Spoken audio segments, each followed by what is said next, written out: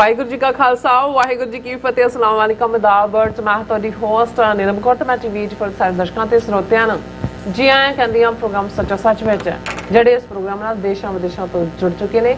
Khalsa ਨਫੇਰ centre ਦੇ ਸੰਚਾਲਕ doctor Amanjit Singh studio 'ਚ ਮੇਰੇ ਨਾਲ ਸ਼ਾਮਲ ਨੇ। ਉਹਨਾਂ ਨਾਲ ਗੱਲਬਾਤ ਕਰਕੇ ਅੱਜ ਉਹਨਾਂ ਦਾ ਤਜ਼ੀਆ ਜਾਣਦੇ ਹਾਂ। ਜੀ ਡਾਕਟਰ ਸਾਹਿਬ ਵਾਹਿਗੁਰੂ ਜੀ ਕਾ ਖਾਲਸਾ ਵਾਹਿਗੁਰੂ ਜੀ ਕੀ ਫਤਿਹ। हाँ जी नीलम कौर जी ਤੁਹਾਨੂੰ ਵੀ ਤੇ ਦੁਨੀਆ ਭਰ 'ਚ ਬੈਠੇ ਸਾਡੇ ਬਹੁਤ ਹੀ ਪਿਆਰੇ ਸੋਹਣੇ ਸਿਆਣੇ ਟੀਵੀ 84 ਦੇ ਦਰਸ਼ਕਾਂ ਨੂੰ ਵੀ ਵਾਹਿਗੁਰੂ ਜੀ ਕਾ ਖਾਲਸਾ ਵਾਹਿਗੁਰੂ ਜੀ ਕੀ ਫਤਿਹ। ਸਾਡੇ ਬਹੁਤ ਹੀ ਪਿਆਰੇ ਮੁਸਲਮਾਨ ਭੈਣਾਂ ਭਰਾਵਾਂ ਨੂੰ ਅਸਲਾਮ ਅਲੈਕਮ। ਗੰਗਾ ਜਮਨੀ ਤਹਿਜ਼ੀਬ ਦੇ ਹਿੰਦੂ ਤਵੀਆਂ ਨੂੰ ਨਮੋ ਨਮः। ਜੀ ਡਾਕਟਰ ਸਾਹਿਬ ਜੀਆਂ ਨੂੰ ਪ੍ਰੋਗਰਾਮ ਸੱਚਾ ਸੱਚ ਵਿੱਚ ਬਹੁਤ ਮਿਹਰਬਾਨੀ। ਜੀ ਡਾਕਟਰ ਸਾਹਿਬ ਅੱਜ 2 ਜਨਵਰੀ 2025 20 ਪੋ ਨਾਨਕਸ਼ਾਹੀ ਸੰਮਤ 556 ਦਾ ਦਿਨ ਹੈ ਤੇ ਡਾਕਟਰ ਸਾਹਿਬ ਪ੍ਰੋਗਰਾਮ ਸ਼ੁਰੂ ਕਰਨ ਤੋਂ ਪਹਿਲਾਂ ਅਸੀਂ ਦਰਸ਼ਕਾਂ ਤੇ ਸਰੋਤਿਆਂ ਨੂੰ ਹਮੇਸ਼ਾ ਤਰ੍ਹਾਂ ਦੱਸਦੀ ਵੀਅਰਸ ਜੇ ਤੁਸੀਂ ਹੱਕ ਸੱਚ ਇਨਸਾਫ ਤੇ ਪਿਆਰਾ ਦਿਨ ਦਾ ਇੱਕੋ ਇੱਕ ਚੈਨਲ ਟੀਵੀ ਰਿਪੋਰਟ ਨੂੰ ਦੇਖਣਾ ਚਾਹੁੰਦੇ ਹੋ ਤਾਂ ਤੁਸੀਂ ਦੇਖ ਸਕਦੇ ਹੋ ਸਪੈਕਟਰਮ ਕੇਬਲ, ਆਸਨ ਕੇਬਲ, ਵੈਬਕਮ ਕੈਨੇਡਾ, roku, ਜਾਦੂ ਬਾਕਸ, ਸ਼ਾਵਾ, ਫੇਸਬੁੱਕ ਟੀਵੀ ਰਿਪੋਰਟ ਦੀ ਐਪ ਰਾਹੀਂ online streaming and IP box ਤੇ ਤੁਸੀਂ ਟੀਵੀ ਰਿਪੋਰਟ ਨੂੰ ਦੇਖ ਸਕਦੇ ਹੋ। ਵੀਅਰਸ ਜੇ ਤੁਸੀਂ ਟੀਵੀ ਰਿਪੋਰਟ ਦਾ ਪ੍ਰੋਗਰਾਮ ਸੱਚੋ ਸੱਚ ਨਾਲ ਫੇਸਬੁੱਕ ਰਾਹੀਂ ਜੁੜੇ ਹੋ ਤਾਂ ਇਸ ਲਾਈਕ ਕਰੋ ਤੇ ਸ਼ੇਅਰ ਕਰੋ ਅਤੇ ਨਾਲ ਹੀ ਸ਼ੇਅਰ ਤੇ ਸਬਸਕ੍ਰਾਈਬ ਵੀ ਕਰੋ। ਇਹ ਵੀ ਦੱਸੋ ਕਿ ਤੁਸੀਂ ਟੀਵੀ ਰਿਪੋਰਟ ਦੀ ਐਪ ਨੂੰ ਐਂਡਰੋਇਡ ਅਤੇ ਐਪ ਸਟੋਰ ਤੇ ਡਾਊਨਲੋਡ ਕਰਕੇ ਜੋ ਟੀਵੀ ਰਿਪੋਰਟ ਦੀ ਲਾਈਵ ਸਟ੍ਰੀਮ ਹੈ ਉਸ ਨੂੰ ਤੁਸੀਂ 24 ਆਵਰਸ ਦੇਖ ਸਕਦੇ ਹੋ। ਸੋ ਵੀਅਰਸ ਪ੍ਰੋਗਰਾਮ ਦੀ ਸ਼ੁਰੂਆਤ ਕਰਾਂਗੇ ਅੱਜ ਦੀ ਸਪਾਂਸਰਸ਼ਿਪ ਦੇ ਵਾਲੇ ਨਾਲ ਕਿ ਅੱਜ ਦੇ ਪ੍ਰੋਗਰਾਮ ਸੱਚੋ ਸੱਚ ਨੂੰ ਸਪਾਂਸਰ ਕੀਤਾ ਗਿਆ ਹੈ ਵਰਜੀਨੀਆ ਤੋਂ ਸਰਦਾਰ ਸ਼ਮਸ਼ੇਰ ਸਿੰਘ ਜੀ ਵੱਲੋਂ। ਸੋ ਇਹਨਾਂ ਨੇ ਟੀਵੀ ਰਿਪੋਰਟ ਦੀ ਚੜ੍ਹਦੀ ਕਲਾ ਤੇ ਖਾਲਸਾ ਦੀ ਪ੍ਰਾਪਤੀ ਦੀ ਅਰਦਾਸ ਕੀਤੀ ਹੈ। ਸੋ ਅੱਜ ਸਪਾਂਸਰਸ਼ਿਪ ਲਈ ਅਸੀਂ ਸਰਦਾਰ ਸ਼ਮਸ਼ੇਰ ਸਿੰਘ ਜੀ ਦਾ ਤਹਿ ਦਿਲੋਂ ਧੰਨਵਾਦ ਕਰਦੇ ਹਾਂ ਔਰ ਤੁਹਾਨੂੰ ਵੀ ਅਪੀਲ ਤੇ ਬੇਨਤੀ ਕਰਦੇ ਹਾਂ ਕਿ ਤੁਸੀਂ ਪ੍ਰੋਗਰਾਮ ਸੱਚੋ ਸੱਚ ਨੂੰ ਵੱਧ ਤੋਂ ਵੱਧ ਸਪਾਂਸਰ ਕਰੋ। ਸਪਾਂਸਰਸ਼ਿਪ ਲਈ ਤੁਸੀਂ ਸਾਨੂੰ ਕਾਲ ਕਰ ਸਕਦੇ ਹੋ ਸਾਡੇ ਫੋਨ ਨੰਬਰ ਤੇ 5166191984 ਸੇਮ ਨੰਬਰ ਤੇ WhatsApp ਕਰ ਸਕਦੇ ਹੋ ਤੇ ਸਾਨੂੰ ਈਮੇਲ ਵੀ ਕਰ ਸਕਦੇ ਹੋ info@tv ਤੇ। ਸੋ ਵੀਅਰਸ ਜਿਸ ਤਰ੍ਹਾਂ ਕਿ ਨਵੇਂ ਸਾਲ ਦੀ ਜਿਹੜੀ ਹੈ ਆਰੰਭਤਾ ਹੋ ਚੁੱਕੀ ਹੈ ਔਰ ਅਸੀਂ ਤੁਹਾਨੂੰ ਵਿਸ਼ ਵੀ ਕਰਕੇ ਗਏ ਸੀ ਔਰ ਤੁਹਾਡਾ ਜਿਹੜਾ ਨਵਾਂ ਸਾਲ ਹੈ ਉਹ ਬਹੁਤ ਹੀ ਵਧੀਆ ਜਿਹੜਾ ਚੜਿਆ ਹੋਵੇਗਾ ਔਰ ਅਸੀਂ ਤੁਹਾਨੂੰ ਨਵੇਂ ਸਾਲ ਦੀਆਂ ਬਹੁਤ ਜਿਹੜੀਆਂ ਨੇ ਮੁਬਾਰਕਾਂ ਦਿੰਦੇ ਆ। ਔਰ ਆਪਾਂ ਜੋ ਅਮਰੀਕਾ ਦੇ ਹਵਾਲੇ ਨਾਲ ਗੱਲਬਾਤ ਕਰਨ ਜਾ ਰਹੇ ਹਾਂ ਨਵੇਂ ਸਾਲ ਦੇ ਹਵਾਲੇ ਨਾਲ ਕਿ ਜਿਹੜੇ ਅਮਰੀਕਾ ਦੀ ਜਿਹੜੇ ਨਵੇਂ ਸਾਲ ਦੀ ਜਿਹੜੀ ਆਰੰਭਤਾ ਹੈ 3 ਵੱਡੀਆਂ ਮੇਜਰ ਜਿਹੜੀਆਂ ਨੇ ਜਿਹਨੂੰ ਕਹ ਲਓ ਕਿ ਹਿੰਸਕ ਘਟਨਾਵਾਂ ਨਾਲ ਜਿਹੜੀ ਸ਼ੁਰੂਆਤ ਹੋਈ ਹੈ ਨਵੇਂ ਸਾਲ ਦੀ ਅਮਰੀਕਾ ਦੀ ਕਿ ਜਿਸ ਵਿੱਚ ਬੇਗੁਨਾਹ ਲੋਕਾਂ ਦੇ ਮਾਰੇ ਜਾਣ ਤੇ ਸਾਨੂੰ ਬਹੁਤ ਹੀ ਅਫਸੋਸ ਹੈ। ਸੋ ਬਰਾ 2025 ਸੰਸਾਰ ਪੱਧਰ ਤੇ ਕਿਹੋ ਜਿਹਾ ਹੋਵੇਗਾ ਇਸ ਬਾਰੇ ਪੰਛੀ ਜਾਤ ਮਾਰਾਂਗੇ ਔਰ ਨਾਲ ਹੀ ਸਿੱਖ ਕੌਮ ਦੀਆਂ ਜਿਹੜੀਆਂ ਸਿਆਸੀ ਉਮੰਗਾਂ ਜਿਹੜੀਆਂ ਕੋਈ ਠੋਸ ਸ਼ਕਲ ਅਖਤਿਆਰ ਕਰ ਸਕਦੀਆਂ ਨੇ ਇਸ ਬਾਰੇ ਆਪਾਂ ਗੱਲਬਾਤ ਕਰਨ ਜਾ ਰਹੇ ਹਾਂ। ਸੋ ਅਸੀਂ ਚਾਹਾਂਗੇ ਕਿ ਤੁਸੀਂ ਇਸੇ ਤਰ੍ਹਾਂ ਬਣੇ ਰਹਿਣਾ ਦੇਖਣ ਸੁਣਨ ਤੁਹਾਡਾ ਸਾਹਿਬ ਦਾ ਬਹੁਤ ਧੰਨਵਾਦ। ਜੀ ਰਾਜ ਸਾਹਿਬ ਕੀ ਕਹਿਣਾ ਚਾਹੋਗੇ ਨਵੇਂ ਸਾਲ ਦੀਆਂ ਤੁਹਾਨੂੰ ਬਹੁਤ ਵਧਾਈਆਂ ਤੁਹਾਨੂੰ ਵੀ ਔਰ ਸਾਡੇ ਸਾਰੇ ਦਰਸ਼ਕਾਂ ਨੂੰ ਵੀ ਨਵਾਂ ਵਰਾ ਨਵਾਂ ਦਿਨ ਨਵਾਂ ਪ੍ਰੋਗਰਾਮ। ਬਿਲਕੁਲ 2025 ਅਜੇ ਲਿਖਿਆ 2024 ਜਾਂਦਾ ਇਹਨੂੰ ਵੀ ਕਹਿੰਦੇ ਨੇ ਵੀ ਆਦਤਾਂ ਨਹੀਂ ਜਾਂਦੀਆਂ ਆਸਾਨੀ ਨਾਲ ਪਰ 2025 ਵੀ ਆ ਜਾਏਗਾ ਜੀ ਔਰ ਇਹ ਵਕਤ ਦਾ ਗੇੜ ਹੈ ਤੁਰਿਆ ਜਾਂਦਾ ਹੈ। ਔਰ ਜਿਵੇਂ ਇੱਕ ਡਰ ਵੀ ਸੀ ਕਿਉਂਕਿ ਜਿਸ ਬੈਕਗਰਾਉਂਡ ਦੇ ਵਿੱਚ ਦੁਨੀਆ ਦੇ ਵਿੱਚ ਇਸ ਵੇਲੇ ਅਸੀਂ ਬੈਠੇ ਹਾਂ ਉਹ ਯੂਕਰੇਨ ਹੋਏ ਮਿਡਲ ਈਸਟ ਹੋਏ ਬਰਮਾ ਹੋਏ ਜਾਂ ਸਾਡੇ ਖਿੱਤਾ ਹੋਏ ਕਿ 2025 ਦੀ ਬਿਗਨਿੰਗ 'ਚ ਅਟੈਂਸ਼ਨ ਗ੍ਰੈਬ ਕਰਨ ਦੇ ਲਈ ਕੀ ਹੋ ਸਕਦਾ ਉਹ ਅਮਰੀਕਾ ਦੇ ਵਿੱਚ ਹੀ ਦੁਖਦ 3 ਘਟਨਾਵਾਂ ਵਾਪਰੀਆਂ ਪਰ ਉਹਨਾਂ ਦੀ ਗੱਲ ਕਰਨ ਤੋਂ ਪਹਿਲਾਂ ਅਸੀਂ ਇਸ ਵਰੇ ਦੇ ਪਹਿਲੇ ਪ੍ਰੋਗਰਾਮ ਨੂੰ ਸਪਾਂਸਰ ਕਰਨ ਲਈ ਵੀਰ ਸ਼ਮਸ਼ੇਰ ਸਿੰਘ ਫੇਅਰਫੈਕਸ ਵਰਜੀਨੀਆ ਉਹਨਾਂ ਦਾ ਸ਼ੁਕਰੀਆ ਅਦਾ ਕਰਦੇ ਹਾਂ। ਇਹ ਇੰਜੀਨੀਅਰ ਨੇ ਕਿੱਤੇ ਵਜੋਂ ਸਾਡੇ ਨਾਲ 1990 ਦੇ ਸ਼ੁਰੂ ਤੋਂ ਹੀ ਜੁੜੇ ਹੋਏ ਨੇ। ਜਜ਼ਬਾਤੀ ਭਾਵਕ ਪਹੁੰਚ ਹੈ ਜ਼ਿੰਦਗੀ ਪ੍ਰਤੀ ਵੀ ਔਰ ਕਾਜ਼ ਪ੍ਰਤੀ ਵੀ ਪਰ ਸਿੰਸੈਰਿਟੀ ਦੇ ਨਾਲ ਕੌਮ ਲਈ ਜਿਹੜਾ ਹੈ ਉਹ ਖੜੇ ਨੇ। ਔਰ ਇਹਨਾਂ ਨੇ ਜਿੱਥੇ ਨਵਨੀਤ ਸਿੰਘ ਕਾਦੀਆਂ ਜਿਹੜੇ ਇੱਕ ਸਾਡੇ ਯੋਧੇ ਹੋਏ ਨੇ ਉਹਨਾਂ ਦੇ ਨਾਲ ਇਕੱਠੇ ਇੰਜੀਨੀਅਰਿੰਗ ਕਾਲਜ ਦੇ ਵਿੱਚ ਪੜ੍ਹਨ ਦਾ ਵੀ ਇਹਨਾਂ ਦਾ ਸਬੱਬ ਰਿਹਾ ਔਰ ਨਾਲ ਦੀ ਨਾਲ ਇਹਨਾਂ ਨੇ ਖੁਦ ਉਸ ਸਾਰੇ ਦੌਰ ਨੂੰ ਦੇਖਿਆ ਹੋਇਆ ਹੈ ਔਰ ਇਸ ਲਈ ਜਿਹੜੇ ਉਸ ਪੀਰੀਅਡ ਦੇ ਵਿੱਚ ਇਹ ਠੀਕ ਹੈ ਕਿ ਬਹੁਤ ਸਾਰੇ ਐਸੇ ਵੀ ਨੇ ਜਿਨ੍ਹਾਂ ਨੂੰ ਭੁੱਲ ਭੱਲ ਗਿਆ ਜਿੱਥੋਂ ਅਮਰੀਕਾ ਔਰ ਬਾਹਰਲੇ ਮੁਲਕਾਂ ਦੀ ਜ਼ਿੰਦਗੀ ਚਕਾਚੌਂਦ ਨੇ ਉਹਨਾਂ ਨੂੰ ਕਾਜ਼ ਤੋਂ ਦੂਰ ਕਰ ਦਿੱਤਾ ਪਰ ਕੁਛ ਉਹ ਜਿਹੜੇ ਪਰਿਵਾਰਕ ਜ਼ਿੰਮੇਵਾਰੀਆਂ ਜਾਂ ਕਾਰੋਬਾਰੀ ਸਿਲਸਿਲੇ ਜਾਂ ਨੌਕਰੀਆਂ ਕਰਨ ਦੇ ਬਾਵਜੂਦ ਉਹਨਾਂ ਦਾ ਜਿਹੜਾ ਸਬੰਧ ਹੈ ਉਹ ਮੂਵਮੈਂਟ ਦੇ ਉਹਨਾਂ ਦਿਨਾਂ ਨਾਲੋਂ ਟੁੱਟਿਆ ਨਹੀਂ ਜਜ਼ਬਾਤੀ ਤੌਰ ਤੇ। ਔਰ ਉਹ ਹਮੇਸ਼ਾ ਤਵੱਕੋ ਕਰਦੇ ਨੇ ਕਿ ਉਹ ਵੱਧ ਤੋਂ ਵੱਧ ਕੁਝ ਕਰ ਸਕਣ। ਸਾਡੇ ਨਾਲ ਸਮੁੱਚੇ ਪਰਿਵਾਰ ਦੀ ਇੱਕ ਨਿੱਜੀ ਸਾਂਝ ਵੀ ਹੈ ਔਰ ਹਮੇਸ਼ਾ ਆਵਾਜ਼ ਦੇਣ ਦੀ ਲੋੜ ਹੁੰਦੀ ਹੈ, ਇਹ ਹਾਜ਼ਰ ਹੁੰਦੇ ਨੇ। ਅਸੀਂ ਇਹਨਾਂ ਦਾ ਬਹੁਤ-ਬਹੁਤ ਸ਼ੁਕਰੀਆ ਅਦਾ ਕਰਦੇ ਹਾਂ। ਬੇਸ਼ੱਕ ਜਿਵੇਂ ਅਸੀਂ ਲਾਸਟ ਪ੍ਰੋਗਰਾਮ ਦੇ ਵਿੱਚ ਕਿਹਾ ਸੀ ਕਿ ਦੇਸ਼ ਤੇ ਕਾਲ, ਟਾਈਮ ਐਂਡ ਸਪੇਸ, ਇਹਦੀ ਵੰਡ ਅਸੀਂ ਕੀਤੀ ਹੋਈ ਹੈ ਔਰ ਉਹਦੇ ਚੋਂ ਹੀ ਜਦੋਂ ਅਸੀਂ ਗ੍ਰੀਗੋਰੀਅਨ ਕੈਲੰਡਰ ਜਿਸ ਦਾ 2025ਵਾਂ ਵਰ੍ਹਾ ਸ਼ੁਰੂ ਹੋਇਆ ਉਸ ਦੀ ਗੱਲ ਕੀਤੀ। ਇਹ ਡਿਵੀਜ਼ਨਸ ਅੱਡ-ਅੱਡ ਖਿੱਤਿਆਂ ਦੇ ਵਿੱਚ ਅੱਡ-ਅੱਡ ਸਮਿਆਂ 'ਚ ਜਿਨ੍ਹਾਂ ਦੀ ਡੋਮੀਨੈਂਸ ਰਹੀ ਉਹਨਾਂ ਦੇ ਮੁਤਾਬਕ ਹੁੰਦੀ ਰਹੀ।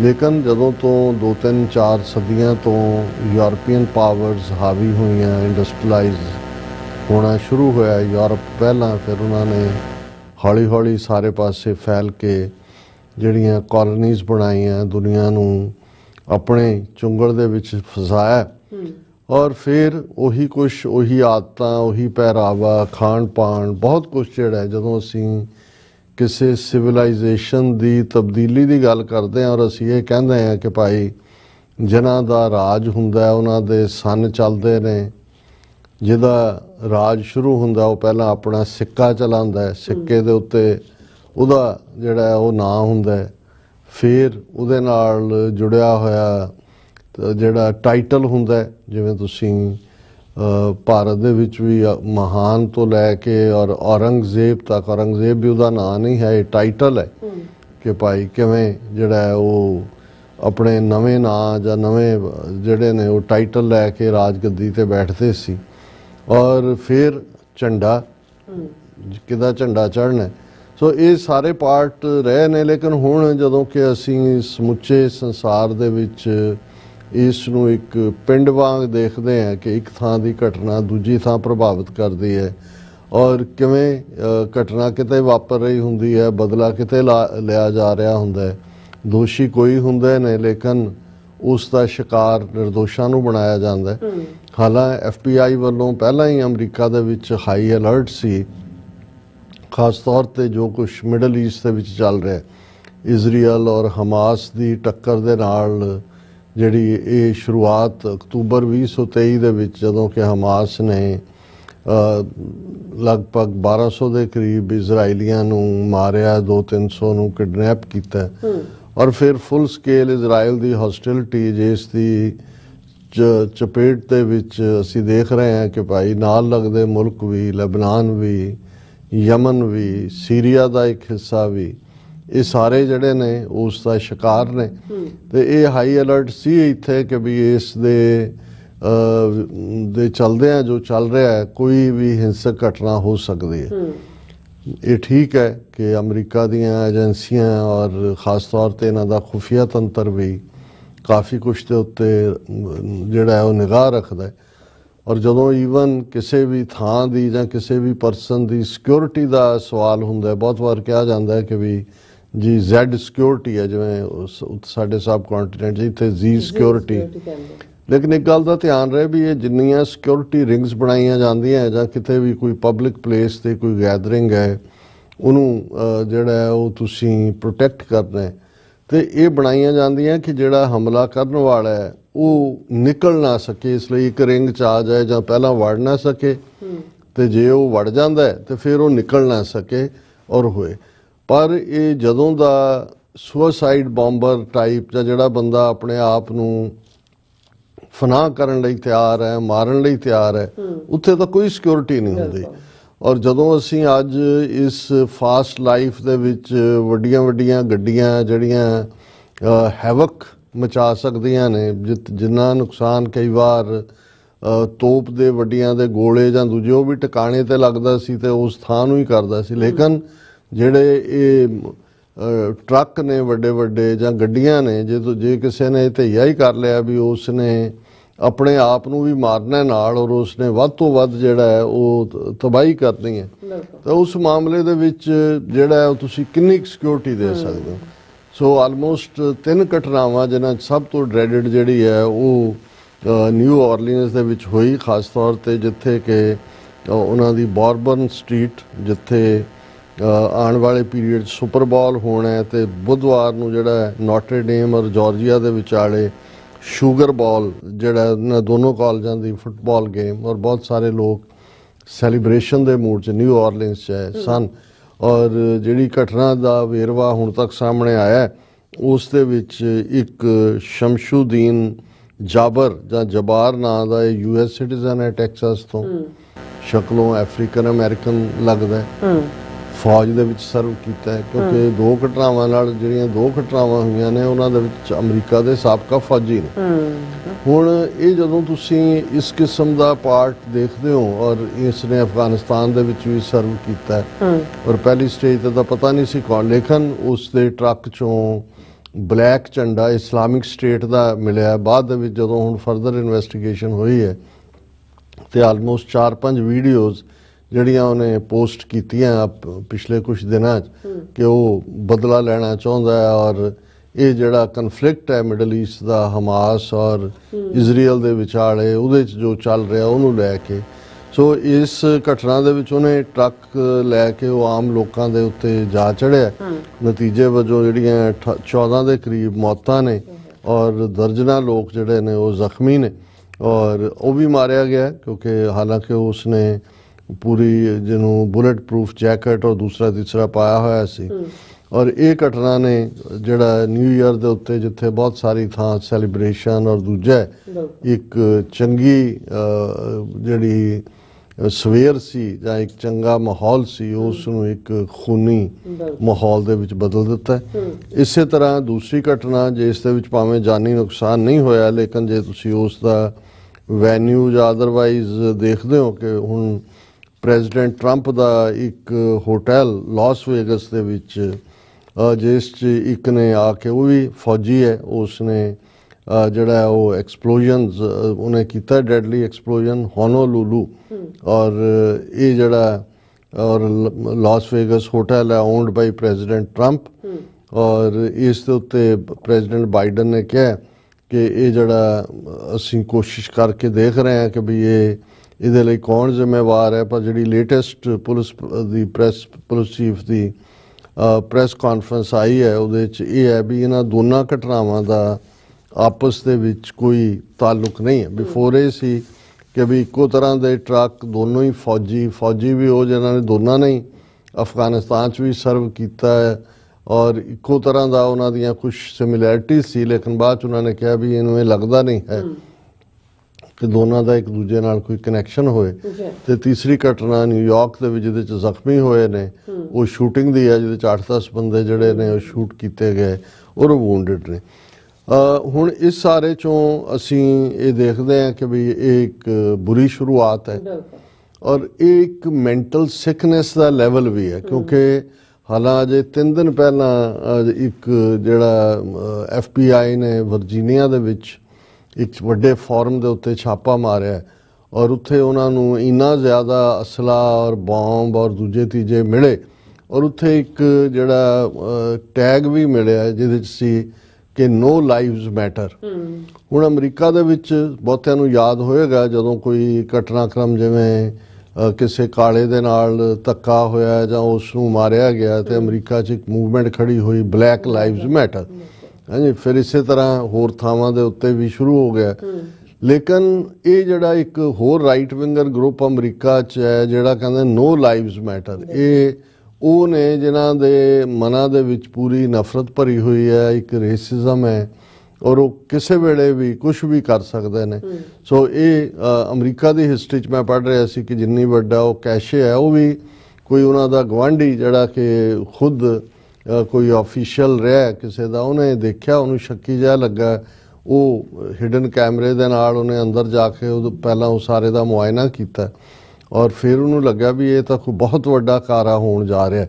ਸੋ ਕਹਿਣ ਦਾ ਮਤਲਬ ਇਹ ਹੈ ਵੀ ਇਹ ਜਦੋਂ ਅਸੀਂ ਅਮਰੀਕਾ ਦੀ ਸੈਕੰਡ ਅਮੈਂਡਮੈਂਟ ਦੀ ਗੱਲ ਕਰਦੇ ਹਾਂ, ਜਿਹੜਾ ਕਿ ਹਥਿਆਰ ਰੱਖਣ ਪਹਿਨਣ ਦਾ ਹੱਕ ਹੈ ਔਰ ਉਸ ਦੀ ਇੱਕ ਆਪਣੀ ਹਿਸਟਰੀ ਹੈ, ਕਿਉਂਕਿ ਅਮਰੀਕਾ ਦੀ ਫਰੀडम ਦੇ ਵਿੱਚ ਅਮਰੀਕਨ ਮਿਲੀਸ਼ੀਆ ਨੇ बहुत वड्डा रोल अदा किया होया, क्योंकि कोई जॉर्ज वाशिंगटन के कोल कोई रैगूलर आर्मी तो है नहीं सी जदों 1776 डैक्लारेशन ऑफ इंडिपेंडेंस हुई, और ये रैग टैग मलीशिया सी जिन्हां ने जिहड़ा इनफैक्ट ब्रिटिश आर्मी नूं डिफीट किया। सो एक कारण है, और शायद जे दुनिया दियां फौजां दे कोल भी जिन्ने हथियार ने, बंदूकां जां AK-47 जां दूजियां तीजियां तां सैमी ऑटोमैटिक किन्ने लैवल के तोफां ते नेड़े तक पहुँचण दा ते सारे दुनिया दे इकट्ठे कर ले जाण हथियार उहदे नालों ज़्यादा अमरीकन लोकां कोल ने।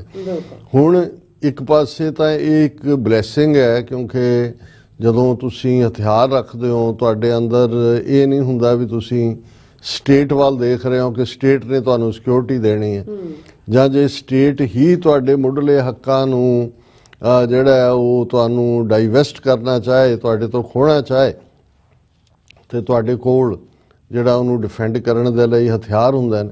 पर हुण समस्या ये है भी जदों लोग इस किस्म दे, एक पासे तां सियासी जिथे कुछ ना कुछ ऐसी नैगेटिविटी चल रही होंदी है उसका प्रभाव है, पर एक मैंटल सिकनेस जिसलै हुण जिन्हें न्यू ऑरलीन्स का कारा किया है उन्हें ये कहा भी पहला मैं सोचा सी मैं अपना टब्बर मारा, हुण किते ना किते मैंटल सिकनेस है। हालांकि कोई ये नहीं है भी इस्लामिक स्टेट को मिडल ईस्ट चो आया जां दूजा, कुछ महीने पहला ही जिहड़ा हुण सैकंडली सोशल मीडिया जिन्हों असीं डबल एज्ड सॉर्ड कहते हैं, दो धारी तलवार है।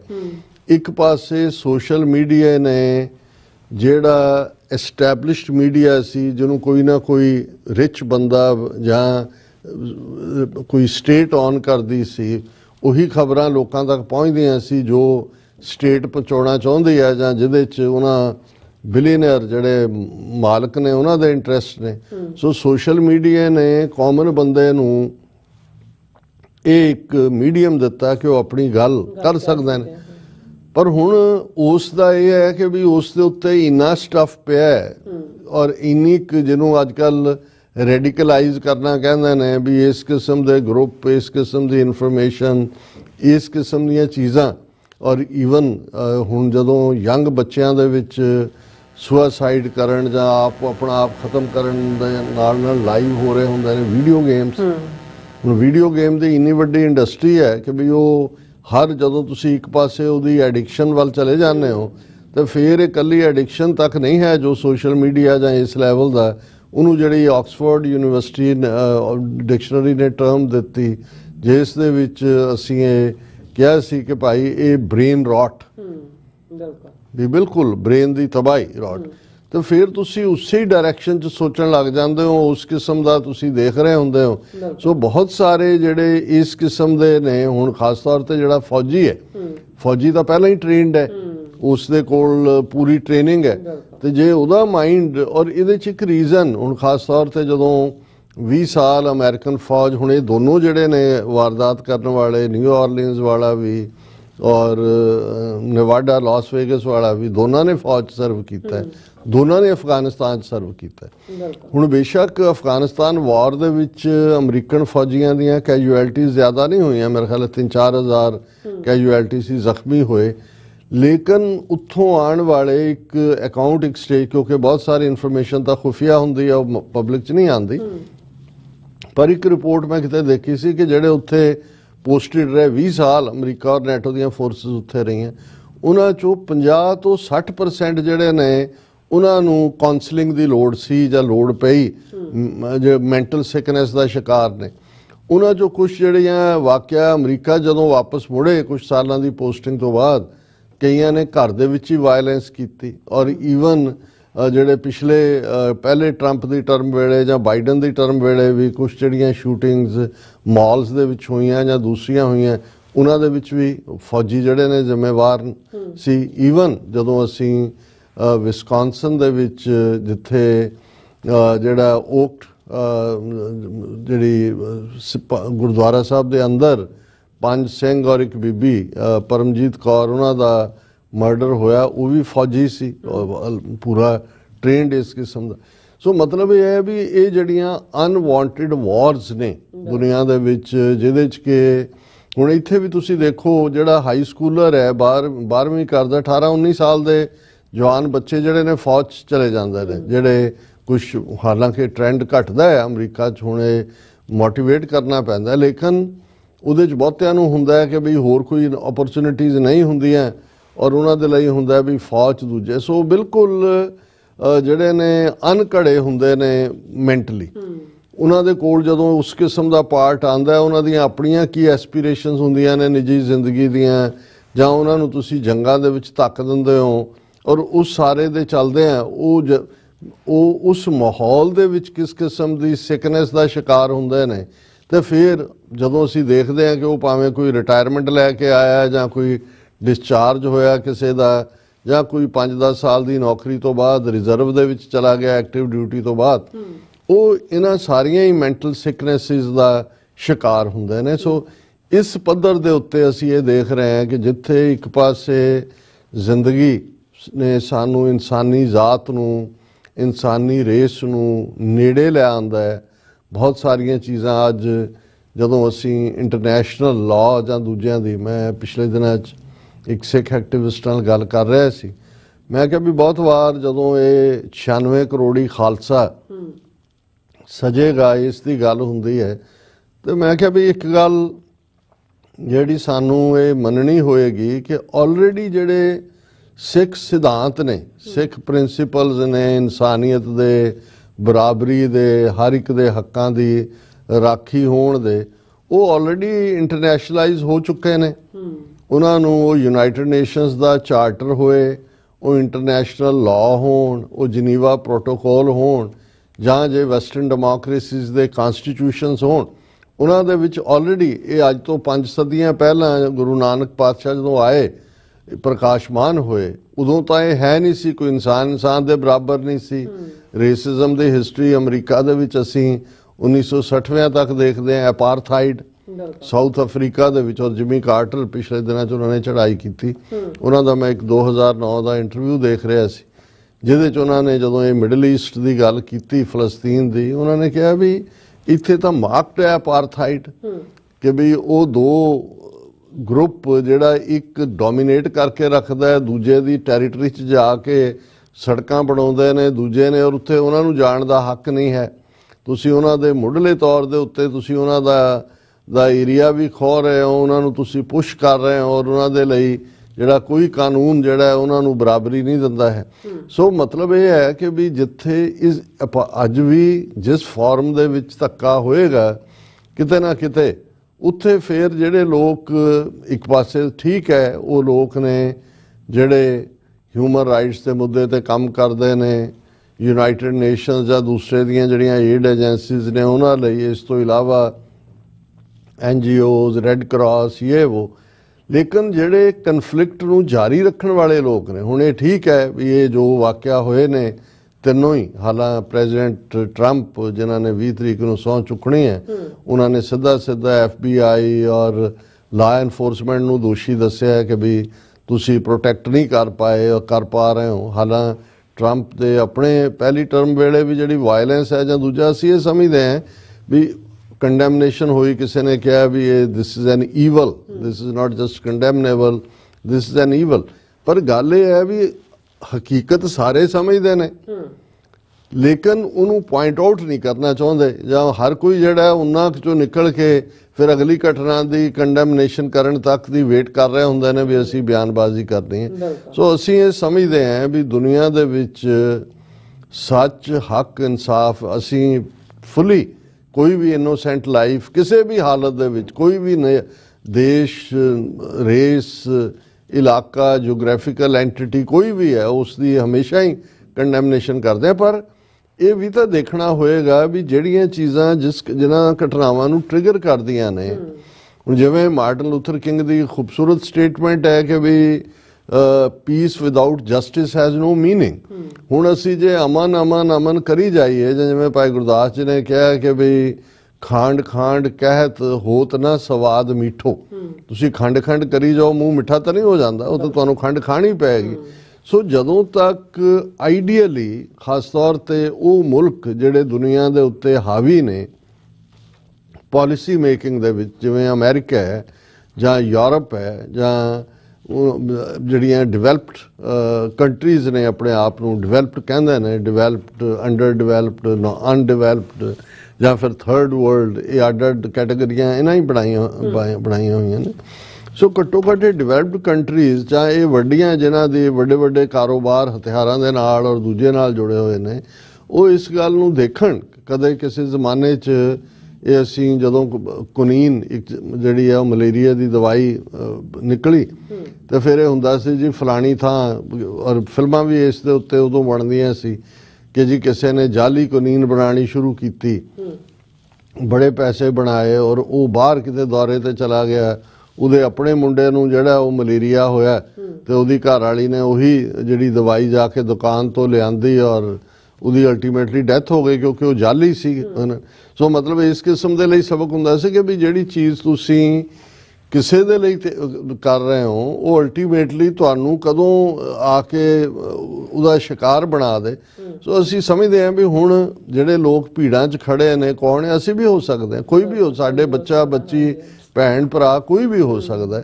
ਸੋ ਇਸ ਗੱਲ ਵੱਲ ਘੱਟੋ ਘੱਟ ਇਹ ਬੇਸ਼ੱਕ ਇੱਕ ਮਾੜੀ ਸ਼ੁਰੂਆਤ ਹੈ ਵਰਾ 2025 ਦੀ ਅਮਰੀਕਾ ਦੇ ਵਿੱਚ, ਲੇਕਿਨ ਅਸੀਂ ਤਾਂ ਇਹ ਕਾਮਨਾ ਹੀ ਕਰ ਸਕਦੇ ਹਾਂ ਕਿ ਭਾਈ ਇਹ ਸਾਰੇ ਜਿਨ੍ਹਾਂ ਦੇ ਕੋਲ ਸਾਧਨ ਨੇ ਔਰ ਦੂਸਰੇ ਨੇ, ਠੀਕ ਹੈ, ਤਰੱਕੀ ਬਹੁਤ ਵੱਡੀ ਗੱਲ ਹੈ ਔਰ ਅਸੀਂ ਉਸ ਦੇ ਥੱਲੇ ਅਮਰੀਕਾ ਦੀ ਇਕੋਨਮੀ ਇਸ ਪੀਰੀਅਡ 'ਚ ਹੁਣ $23 ਟ੍ਰਿਲੀਅਨ ਤੋਂ ਆਲਮੋਸਟ $29 ਟ੍ਰਿਲੀਅਨ ਤੇ ਚਲੀ ਗਈ ਹੈ। ਇਸ ਵਰੇ ਦੇ ਵਿੱਚ ਜਿੰਨੀ ਭਾਰਤ ਦੀ 3.5 ਟ੍ਰਿਲੀਅਨ ਦੀ ਆ, ਉਹਦੇ ਤੋਂ 1.5 ਗੁਣਾ ਜ਼ਿਆਦਾ ਅਮਰੀਕਾ ਨੇ ਇੱਕ ਸਾਲ 'ਚ ਆਪਣੀ ਐਡ ਕੀਤੀ ਹੈ। ਅਸੀਂ ਇਸ ਮੁਲਕ 'ਚ ਰਹਿੰਦੇ ਹਾਂ, ਇੱਥੋਂ ਦੀਆਂ ਸੁੱਖ ਸੁਵਿਧਾਵਾਂ ਮਾਣਦੇ ਹਾਂ, ਪਰ ਅਸੀਂ ਇਹ ਸਮਝਦੇ ਹਾਂ ਵੀ ਅਲਟੀਮੇਟਲੀ ਜੇ ਦੁਨੀਆ ਇੱਕ ਗਲੋਬਲ ਵਿਲੇਜ ਹੈ ਤਾਂ ਫਿਰ ਸਭ ਕੁਝ ਸਾਂਝੇ ਤੌਰ ਤੇ ਜੁੜਿਆ ਹੋਇਆ ਹੈ। ਜਦੋਂ ਤੱਕ ਦੁਨੀਆ ਦੇ ਹਰ ਖਿੱਤੇ ਦੇ ਲੋਕਾਂ ਨੂੰ, ਹਰ ਨਸਲ, ਮਜ਼ਹਬ, ਐਂਟੀਟੀ ਦੇ ਲੋਕਾਂ ਨੂੰ ਜਸਟਿਸ ਨਹੀਂ ਮਿਲਦਾ, ਉਹਨਾਂ ਦੇ ਨਾਲ ਧੱਕਾ ਹੁੰਦਾ ਹੈ ਜਾਂ ਉਹਨਾਂ ਦੇ ਰਿਸੋਰਸ ਲੁੱਟਣ ਦੇ ਲਈ ਅਸੀਂ ਆਰਟੀਫਿਸ਼ੀਅਲ ਵਾਰਸ ਕ੍ਰੀਏਟ ਕਰਦੇ ਹਾਂ। ਕਿੰਨੀਆਂ ਵੱਡੀਆਂ ਕੰਪਨੀਆਂ ਨੇ ਜਾਂ ਵੱਡੇ ਵੱਡੇ ਅਦਾਰੇ ਨੇ ਜਿਨ੍ਹਾਂ ਨੇ ਆਪਣੀਆਂ ਪ੍ਰਾਈਵੇਟ ਫੌਜਾਂ ਬਣਾਈਆਂ ਹੋਈਆਂ, ਖਾਸ ਤੌਰ ਤੇ ਅਫਰੀਕਨ ਕੰਟੀਨੈਂਟ ਦੇ ਵਿੱਚ, ਜਿੱਥੇ ਕਿਤੇ ਸੀਰਾ ਲਿਓਨ ਜਾਂ ਦੂਜੇ ਜਿੱਥੋਂ ਕਿਤੇ ਹੀਰੇ ਨਿਕਲਦੇ ਨੇ, ਜਦੋਂ ਉਹਨਾਂ ਤੇ ਕਿਵੇਂ ਕਾਬੂ ਕਰਦੇ ਨੇ। ਸੋ ਇਹ ਜਦੋਂ ਅਸੀਂ ਹਿਊਮਨ ਹਿਸਟਰੀ ਦੀਆਂ ਇਹ ਸੈਂਚਰੀਜ਼, ਜਿਹਨੂੰ ਸੋ ਕਾਲਡ ਡਿਵੈਲਪਮੈਂਟ ਦੀਆਂ ਸੈਂਚਰੀਜ਼ ਕਹਿੰਦੇ ਹਾਂ, ਤੇ ਇਹ ਐਕਸਪਲੋਇਟੇਸ਼ਨ ਦੀ ਵੀ ਅਖੀਰ ਰਹੀ। ਉਸ ਐਕਸਪਲੋਇਟੇਸ਼ਨ 'ਚੋਂ ਹੀ ਜਿਹੜੀਆਂ ਨੇ ਮੌਤਾਂ ਨਿਕਲੀਆਂ, ਫੇਮਿਨ ਨਿਕਲੇ, ਅਕਾਲ ਪਏ, ਜੰਗਾਂ ਹੋਈਆਂ ਔਰ ਕਿਸ ਲੈਵਲ ਤੇ ਜਾ ਕੇ ਜਿਹੜੀ ਹੈ ਤਬਾਹੀ ਹੋਈ।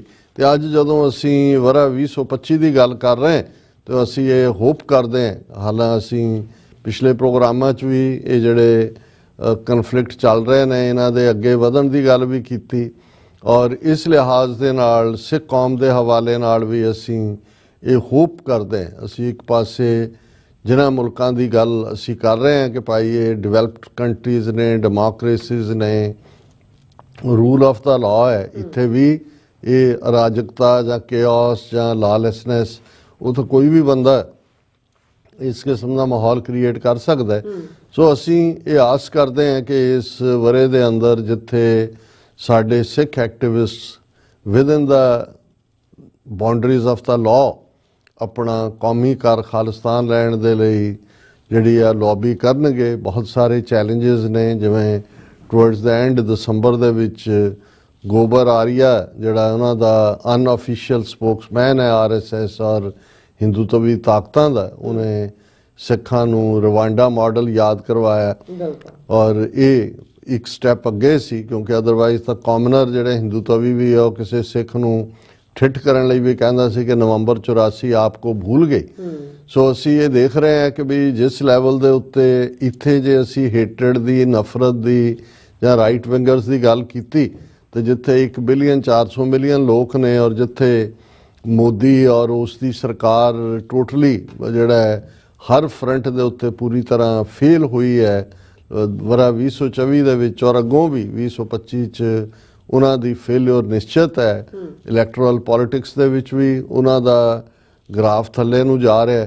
ਸੋ ਇਸ ਕਿਸਮ ਦੀਆਂ ਤਾਕਤਾਂ ਅਲਟੀਮੇਟਲੀ ਦੋ ਚੀਜ਼ਾਂ, ਜਿਹੜੀ ਇੱਕ ਬੜਾ ਪੋਪੂਲਰ ਕਿਸੇ ਲਾਰਡ ਦਾ UK ਦੇ ਹਾਊਸ ਆਫ ਲਾਰਡਸ ਦੀ ਕੋਟ ਸੀ ਕਿ ਵੀ patriotism is the last refuge of the scoundrels कि ਜਿਹੜੇ शैतान और बदमाश और बद किरदार लोग ਹੁੰਦੇ ਨੇ ਉਹਨਾਂ ਨੇ ਜਿਹੜਾ ਉਹ ਪੈਟਰੀਓਟਿਜ਼ਮ ਦੇਸ਼ ਭਗਤੀ ਮੁਲਕ ਪ੍ਰਸਤੀ ਉਹਨੂੰ ਅਖੀਰਲੀ ਆਪਣੀ ਢਾਲ ਦੇ ਤੌਰ ਤੇ ਜਾਂ ਆਪਣੇ ਜਿਹੜਾ ਇੱਕ ਰਿਫਿਊਜ ਦੇ ਤੌਰ ਤੇ ਵਰਤਦੇ ਨੇ।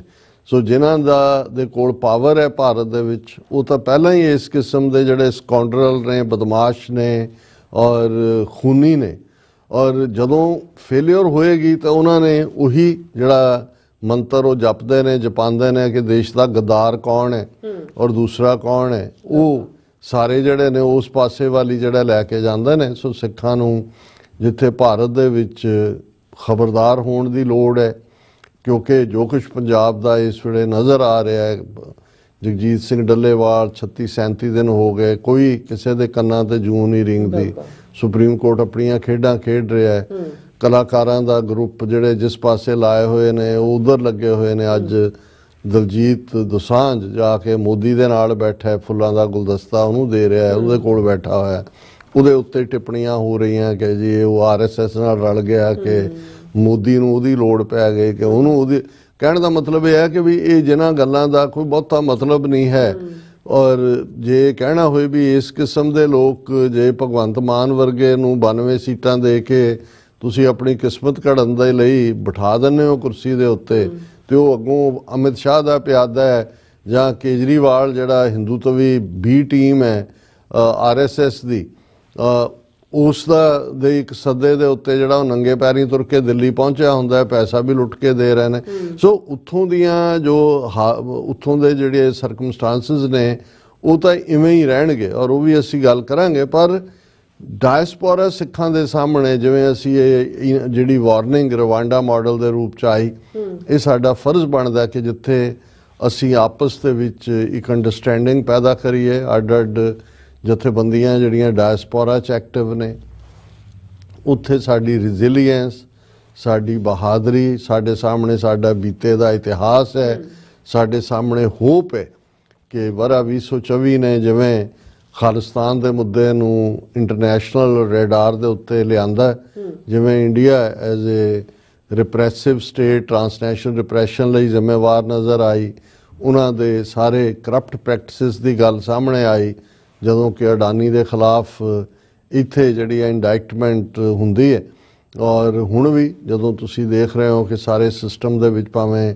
ਅਜੇ ਟਰੰਪ ਐਡਮਿਨਿਸਟ੍ਰੇਸ਼ਨ ਜਾਂ ਐਲਨ ਮਸਕ ਨੇ H1B ਵੀਜ਼ੇ ਤੇ ਕੀ ਪਾਲਿਸੀ ਲੈਣੀ ਹੈ ਪਰ ਜਿਸ ਕਿਸਮ ਦੀ ਨਫ਼ਰਤ ਹਿੰਦੂ ਤਵੀਆਂ ਨੇ ਦਿਖਾਈ ਉਹਦਾ ਜਵਾਬ ਜਦੋਂ ਅਮਰੀਕਨਾਂ ਨੇ ਦਿੱਤਾ ਤਾਂ ਉਹਨਾਂ ਨੇ ਹਿੰਦੂ ਫੋਬੀਆ ਦਾ ਰੌਲਾ ਪਾ ਦਿੱਤਾ। ਸੋ ਇਹ ਆਪਣੇ ਆਪ 'ਚ ਕੁਝ ਚੀਜ਼ਾਂ ਜਿਹੜੀਆਂ ਨੇ ਉਹ ਜਿਹਨੂੰ ਇਹ ਕਹੋ ਕਿ ਵੀ ਸੂਰਜ ਦੇ ਸਾਹਮਣੇ ਆਏ ਬੱਦਲ ਛੱਟ ਰਹੇ ਨੇ।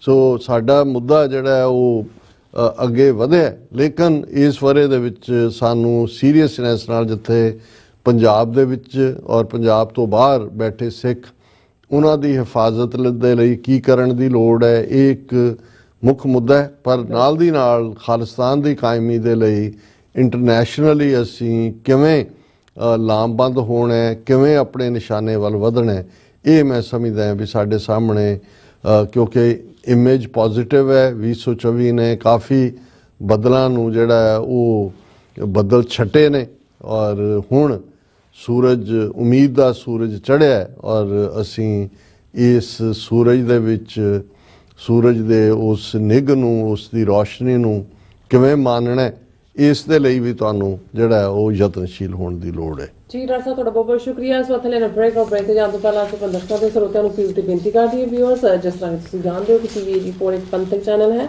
ਔਰ TV84 ਦੀ ਚੜ੍ਹਦੀ ਕਲਾ ਲਈ ਬਾਤ ਤੋਂ ਆਦਰ ਡੋਨੇਟ ਕਰੋ। ਡੋਨੇਟ ਕਰਨ ਲਈ ਸਾਡੀ ਵੈਬਸਾਈਟ TV84.tv ਤੇ ਜਾ ਕੇ ਪੇਪਲ ਦੀ ਵਰਤੋਂ ਕਰਕੇ ਵਨ ਟਾਈਮ ਡੋਨੇਟ ਕਰ ਸਕਦੇ ਹੋ ਮੰਥਲੀ ਡੋਨੇਟ ਵੀ ਕਰ ਸਕਦੇ ਹੋ। ਤੁਸੀਂ TV84 ਦੇ ਨਾਮ ਤੇ ਚੈੱਕ ਬਣਾ ਕੇ ਸਾਨੂੰ ਮੇਲ ਵੀ ਕਰ ਸਕਦੇ ਹੋ ਸਾਡੇ ਪਤੇ ਤੇ 36-01 37 Avenue ਨੌਵਲੈਂਡ ਸਿਟੀ ਨਿਊਯਾਰਕ 11101 USA ਜਾਂ ਫਿਰ ਤੁਸੀਂ ਸਾਨੂੰ ਫੋਨ ਰਾਹੀਂ ਸੰਪਰਕ ਕਰ ਸਕਦੇ ਹੋ 5166619584 ਤੁਸੀਂ ਸਾਨੂੰ ਈਮੇਲਿੰਗ ਕਰ ਸਕਦੇ ਹੋ info@tv84.tv ਅਸੀਂ ਤੁਹਾਡੇ ਤਹਿ ਦਿਲ ਤੋਂ ਸ਼ੁਕਰਗੁਜ਼ਾਰ ਹੋਵਾਂਗੇ। ਸੋ ਇੱਥੇ ਲੈਣੇ ਬ੍ਰੇਕ ਵਿਊਅਰਸ ਤੁਸੀਂ ਇਸੇ ਤਰ੍ਹਾਂ ਬਣੇ ਰਹਿਣਾ ਮਿਲਦੇ ਹਾਂ after this short break.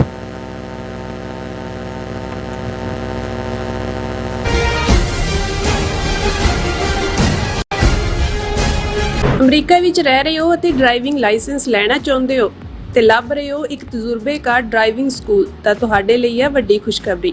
California the Stockton truck driving school ਤੁਹਾਨੂੰ ਦੇਵੇਗਾ ਡਰਾਈਵਿੰਗ ਸਿਖਲਾਈ ਅਤੇ ਡਰਾਈਵਿੰਗ ਦੌਰਾਨ ਪੇਸ਼ ਆਉਂਦੀਆਂ ਮੁਸ਼ਕਲਾਂ ਨਾਲ ਨਜਿੱਠਣ ਦੀ ਸਿਖਲਾਈ। 25 ਸਾਲ ਤੋਂ ਵੀ ਵੱਧ ਦੇ ਤਜਰਬੇ ਨਾਲ ਤੁਹਾਨੂੰ ਮਿਲੇਗੀ ਡਰਾਈਵਿੰਗ ਨਾਲ ਸੰਬੰਧਿਤ ਹਰ ਤਰ੍ਹਾਂ ਦੀ ਸਿਖਲਾਈ, ਉਹ ਵੀ ਵਾਜਿਬ ਕੀਮਤ ਵਿੱਚ। ਫਿਰ ਦੇਰ ਕਿਸ ਗੱਲ ਦੀ, ਅੱਜ ਹੀ ਸੰਪਰਕ ਕਰੋ 2097883308 ਜਾਂ ਫਿਰ 2093139919 ਨੰਬਰਾਂ ਤੇ ਅਤੇ ਪਾਓ ਆਪਣਾ ਡਰਾਈਵਿੰਗ ਲਾਇਸੈਂਸ। ਕੀ ਤੁਸੀਂ ਰੋਜ਼ਾਨਾ ਕੰਮ ਤੇ ਆਪਣਾ ਵਧੇਰੇ ਸਮਾਂ ਬਿਤਾਉਣ ਤੋਂ ਪਰੇਸ਼ਾਨ ਹੋ? ਆਪਣੀ ਪੂੰਜੀ ਨੂੰ ਕੰਮ ਤੇ ਲਗਾਓ, ਸਾਡੇ ਨਾਲ ਇਨਵੈਸਟ ਕਰੋ। ਅਸੀਂ ਤੁਹਾਡੀ ਪੂੰਜੀ ਤੋਂ ਤੁਹਾਡੇ ਲਈ ਵਧੇਰੇ ਪੈਸੇ ਬਣਾ ਸਕਦੇ ਹਾਂ। ਅਸੀਂ ਪ੍ਰਾਈਵੇਟ ਇਕੁਇਟੀ ਇਨਵੈਸਟਮੈਂਟ ਫਰਮ ਹਾਂ ਤੇ ਕਮਰਸ਼ੀਅਲ ਰੀਅਲ ਏਸਟੇਟ ਵਿੱਚ ਮਾਹਿਰ ਹਾਂ। Property management, leasing, asset management, commercial real estate investment ਵਿੱਚ ਸਾਰੀਆਂ ਸੇਵਾਵਾਂ ਲਈ ਅਮਰੀਕਾ ਭਰ ਤੋਂ ਤੁਸੀਂ ਸਾਡੇ ਤੱਕ ਪਹੁੰਚ ਕਰ ਸਕਦੇ ਹੋ। ਆਜ਼ਾਦ ਕਮਰਸ਼ੀਅਲ ਰੀਅਲਟੀ ਸਰਵਿਸਿਜ਼ ਤੇ Azad family trust 701 North Coast Road, suite number 204, Houston, Texas. ਤੁਸੀਂ ਸਾਨੂੰ ਸਾਡੇ ਫੋਨ ਨੰਬਰ 7136861277 ਤੇ ਸੰਪਰਕ ਕਰ ਸਕਦੇ ਹੋ। Azad commercial realty service.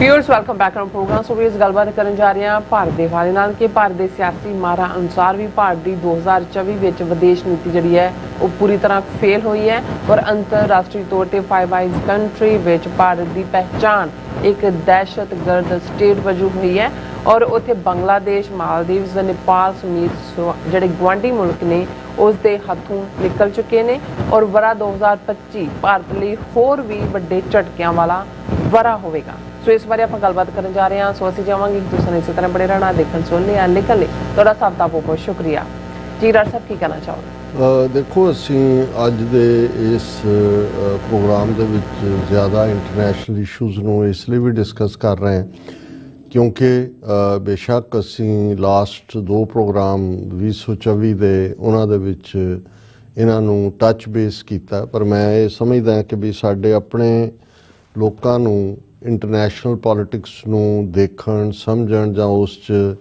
ਦਿਲਚਸਪੀ ਪੈਦਾ ਕਰਨ ਦੀ ਖਾਸੀ ਜ਼ਰੂਰਤ ਹੈ ਕਿਉਂਕਿ ਇਹ ਠੀਕ ਹੈ ਵੀ ਘਰੇਲੂ ਜਦੋਂ ਅਸੀਂ ਗੱਲ ਕਰਦੇ ਹਾਂ ਵਿਦਨ ਕੌਮੀ ਕ੍ਰਾਈਸਿਸ ਜਾਂ ਪੰਜਾਬ ਦੇ ਹਵਾਲੇ ਨਾਲ ਉਸ ਦੀ ਇੱਕ ਆਪਣੀ ਅਹਿਮੀਅਤ ਹੈ, ਪਰ ਜਿਹੜੀਆਂ ਤਬਦੀਲੀਆਂ ਨੇ ਜਾਂ ਖਾਸ ਤੌਰ 'ਤੇ ਜਿਹੜੀ ਦੁਨੀਆ ਦੇ ਵਿੱਚ ਜੋ ਕੁਝ ਚੱਲ ਰਿਹਾ ਹੈ ਉਹ ਇੱਕ ਦੂਸਰੇ ਨੂੰ ਤਾਂ ਪ੍ਰਭਾਵਿਤ ਕਰਦਾ ਹੈ, ਪਰ ਸਿੱਖ ਕੌਮ ਜਿਹੜੀ ਬੇਸ਼ੱਕ ਆਬਾਦੀ ਦੇ ਲਿਹਾਜ਼ ਨਾਲ ਅਸੀਂ ਇੱਕ ਵਿਦਨ ਇੰਡੀਆ ਵੀ ਸਾਡੀ ਛੋਟੀ ਪਰਸੈਂਟੇਜ ਹੈ, ਗਲੋਬਲ ਪਾਪੂਲੇਸ਼ਨ 8 ਬਿਲੀਅਨ ਦੇ ਵਿੱਚ ਤਾਂ ਅਸੀਂ ਆਟੇ 'ਚ ਲੂਣ ਦੇ ਬਰਾਬਰ ਹੈ, ਪਰ ਇਸ ਵੇਲੇ ਸਾਡੀ ਵਿਜ਼ੀਬਿਲਿਟੀ ਔਰ ਜਿਹੜੀ ਖਾਸ ਤੌਰ 'ਤੇ ਜਿਵੇਂ ਕਿਸਾਨ ਮੂਵਮੈਂਟ ਜਦੋਂ 19 ਮਹੀਨੇ ਚੱਲੀ ਕਿਸਾਨ ਮੂਵਮੈਂਟ ਨੇ ਭਾਰਤ ਦੇ ਖੇਤੀ ਕਾਨੂੰਨਾਂ ਨੂੰ ਬਦਲਣ ਦੇ ਉੱਤੇ ਮੋਦੀ ਐਂਡ ਕੰਪਨੀ ਨੂੰ ਮਜਬੂਰ ਕੀਤਾ, ਉਦੋਂ ਦੁਨੀਆ ਨੇ ਇਹ ਦੇਖਿਆ ਵੀ ਇੱਕ ਸਟੇਜ ਹੁੰਦੀ ਹੈ ਹਰ ਚੀਜ਼ ਦੀ ਜਦੋਂ ਤੁਸੀਂ ਕਿਸੇ ਨੂੰ ਮਾਈਨੋਰਿਟੀ ਕਹਿ ਕੇ ਪਾਸੇ ਕਰ ਦਿੰਦੇ ਹੋ। ਫਿਰ ਅਸੀਂ ਇਹ ਵੀ ਦੇਖਿਆ ਕਿ ਭਾਈ ਇਹੀ ਪਾਰਟ ਜੋ ਟਰਾਂਸਨੈਸ਼ਨਲ ਰਿਪਰੈਸ਼ਨ ਦਾ ਭਾਰਤ ਵਾਲੇ ਪਾਕਿਸਤਾਨ 'ਚ ਕਰ ਰਹੇ ਸੀ, ਹੁਣ ਤਾਂ ਐਨ ਨਿਊ ਈਅਰ ਈਵ ਦੇ ਮੌਕੇ ਦੇ ਉੱਤੇ ਵਾਸ਼ਿੰਗਟਨ ਪੋਸਟ ਨੇ ਉੱਪਰੋਂ ਥੱਲੀ ਆਰਟੀਕਲ ਬੜੀ ਡੀਟੇਲ ਦੇ ਵਿੱਚ ਮਾਲਦੀਵਜ਼ ਦੇ ਵਿੱਚ ਕਿਵੇਂ ਇਹ ਰਾਜ ਪਲਟਾ ਕਰਨ ਜਾ ਰਹੇ ਸੀ ਔਰ ਬਾਅਦ ਦੇ ਵਿੱਚ ਟਰਾਂਸਨੈਸ਼ਨਲ ਰਿਪਰੈਸ਼ਨ ਦੇ ਉੱਤੇ ਪਾਕਿਸਤਾਨ 'ਚ ਕੀ ਇਹਨਾਂ ਨੇ ਕੀਤਾ, ਕਿਵੇਂ ਕਸ਼ਮੀਰੀ ਐਕਟਿਵਿਸਟ ਜਾਂ ਜਿਹਨੇ ਸਰਬਜੀਤ ਸਿੰਘ ਨੂੰ ਮਾਰਿਆ ਉਹਦੀ ਟਾਰਗੇਟ ਕਿਲਿੰਗ, ਸਿੱਖ ਐਕਟਿਵਿਸਟ ਦੀ ਕਿਲਿੰਗ। ਲੇਕਿਨ ਸਭ ਤੋਂ ਜ਼ਿਆਦਾ ਜੇ ਇਹਨਾਂ ਨੂੰ ਫਸਾਇਆ ਜਾਂ ਪਾਕਿਸਤਾਨ ਤਾਂ ਬੋਲਿਆ ਨਹੀਂ ਹੈ ਬਹੁਤਾ, ਹੁਣ ਉਹਨਾਂ ਦੀ ਵਾਸ਼ਿੰਗਟਨ ਪੋਸਟ ਨੇ ਸਟੋਰੀ ਕੀਤੀ ਤਾਂ ਉਹਨਾਂ ਦੀ ਡੌਨ ਤੇ ਦੂਜੀਆਂ ਅਖਬਾਰਾਂ ਨੇ ਵੀ ਉਸ ਸਟੋਰੀ ਨੂੰ ਚੁੱਕਿਆ, ਲੇਕਿਨ ਇਹਨਾਂ ਨੂੰ ਇੰਟਰਨੈਸ਼ਨਲ ਕਟਹਿਰੇ 'ਚ ਖੜਾ ਕਰਨ 'ਚ ਸਿੱਖਾਂ ਨੇ ਵੱਡਾ ਰੋਲ ਅਦਾ ਕੀਤਾ ਔਰ ਉਹ ਭਾਵੇਂ ਕੈਨੇਡਾ ਹੋਏ, ਅਮਰੀਕਾ ਹੋਏ ਜਾਂ ਆਸਟ੍ਰੇਲੀਆ ਹੋਏ, ਔਰ ਇਹਦੇ ਬਾਵਜੂਦ ਕਿ 40 ਵਰ੍ਹੇ ਤੋਂ ਇਹਨਾਂ ਨੇ ਸਾਡੀ ਲਗਾਤਾਰਤਾ ਦੇ ਨਾਲ ਇਕੱਲੀ ਪਰਸੀਕਿਊਸ਼ਨ ਨਹੀਂ ਕੀਤੀ, ਇੱਕ ਤੋਂ ਬਾਅਦ ਇੱਕ ਹਰ ਦਹਾਈ 4 ਜੇ ਦਹਾਈਆਂ ਡੈਕੇਡਸ ਅਸੀਂ 1984 ਤੋਂ ਹੁਣ ਤੱਕ ਦੇ ਦੇਖ ਲਈਏ ਤੇ ਇਹਨਾਂ ਦੇ ਵਿੱਚ ਉਹਨਾਂ ਨੇ ਤਾਂ ਫੁੱਲ ਸਕੇਲ ਇੱਕ ਦਹਾਈ ਉਹਨਾਂ ਨੇ ਫੁੱਲ ਸਕੇਲ ਜਿਹੜੇ ਹੈ ਉਹ ਨਸਲਕੁਸ਼ੀ ਕੀਤੀ, ਫਿਜ਼ੀਕਲ ਜਿਹਦੇ 'ਚ 50,000 ਤੋਂ ਜ਼ਿਆਦਾ ਸਿੱਖ ਨੌਜਵਾਨ ਤਾਂ ਉਹਨਾਂ ਨੇ 1992 ਤੋਂ 1994 ਤੱਕ ਮਾਰਤੇ। 84 ਤੋਂ 94-95 ਤੱਕ ਦਾ ਇੱਕ ਪੀਰੀਅਡ ਜਿਹੜਾ ਉਹ ਪੂਰਾ ਪੰਜਾਬ ਨੂੰ 18 ਸਾਲ ਤੋਂ ਲੈ ਕੇ 32-33 ਸਾਲ ਤੱਕ ਦੀ ਜਵਾਨੀ ਦਾ ਘਾਣ ਕਰਨ ਦਾ ਪੀਰੀਅਡ ਹੈ। ਫਿਰ ਅਸੀਂ ਇਮੀਡੀਏਟ ਜਿਹੜੀ ਦੂਸਰੀ ਜਨਰੇਸ਼ਨ ਹੈ ਉਹਨੂੰ ਉਹਨਾਂ ਨੇ ਐਸਾ ਡਰੱਗਸ ਦੇ ਹਵਾਲੇ ਕੀਤਾ ਕਿ ਬੜੀਆਂ ਸਿਸਟੇਮੈਟਿਕਲੀ ਉਹਨਾਂ ਰੀਜਨਸ ਦੇ ਵਿੱਚ ਜਿੱਥੋਂ ਜ਼ਿਆਦਾ ਜੁਝਾਰੂ ਸਿੰਘ ਨਿਕਲੇ ਸੀ ਡਰੱਗਸ ਲਿਆਂਦੀਆਂ।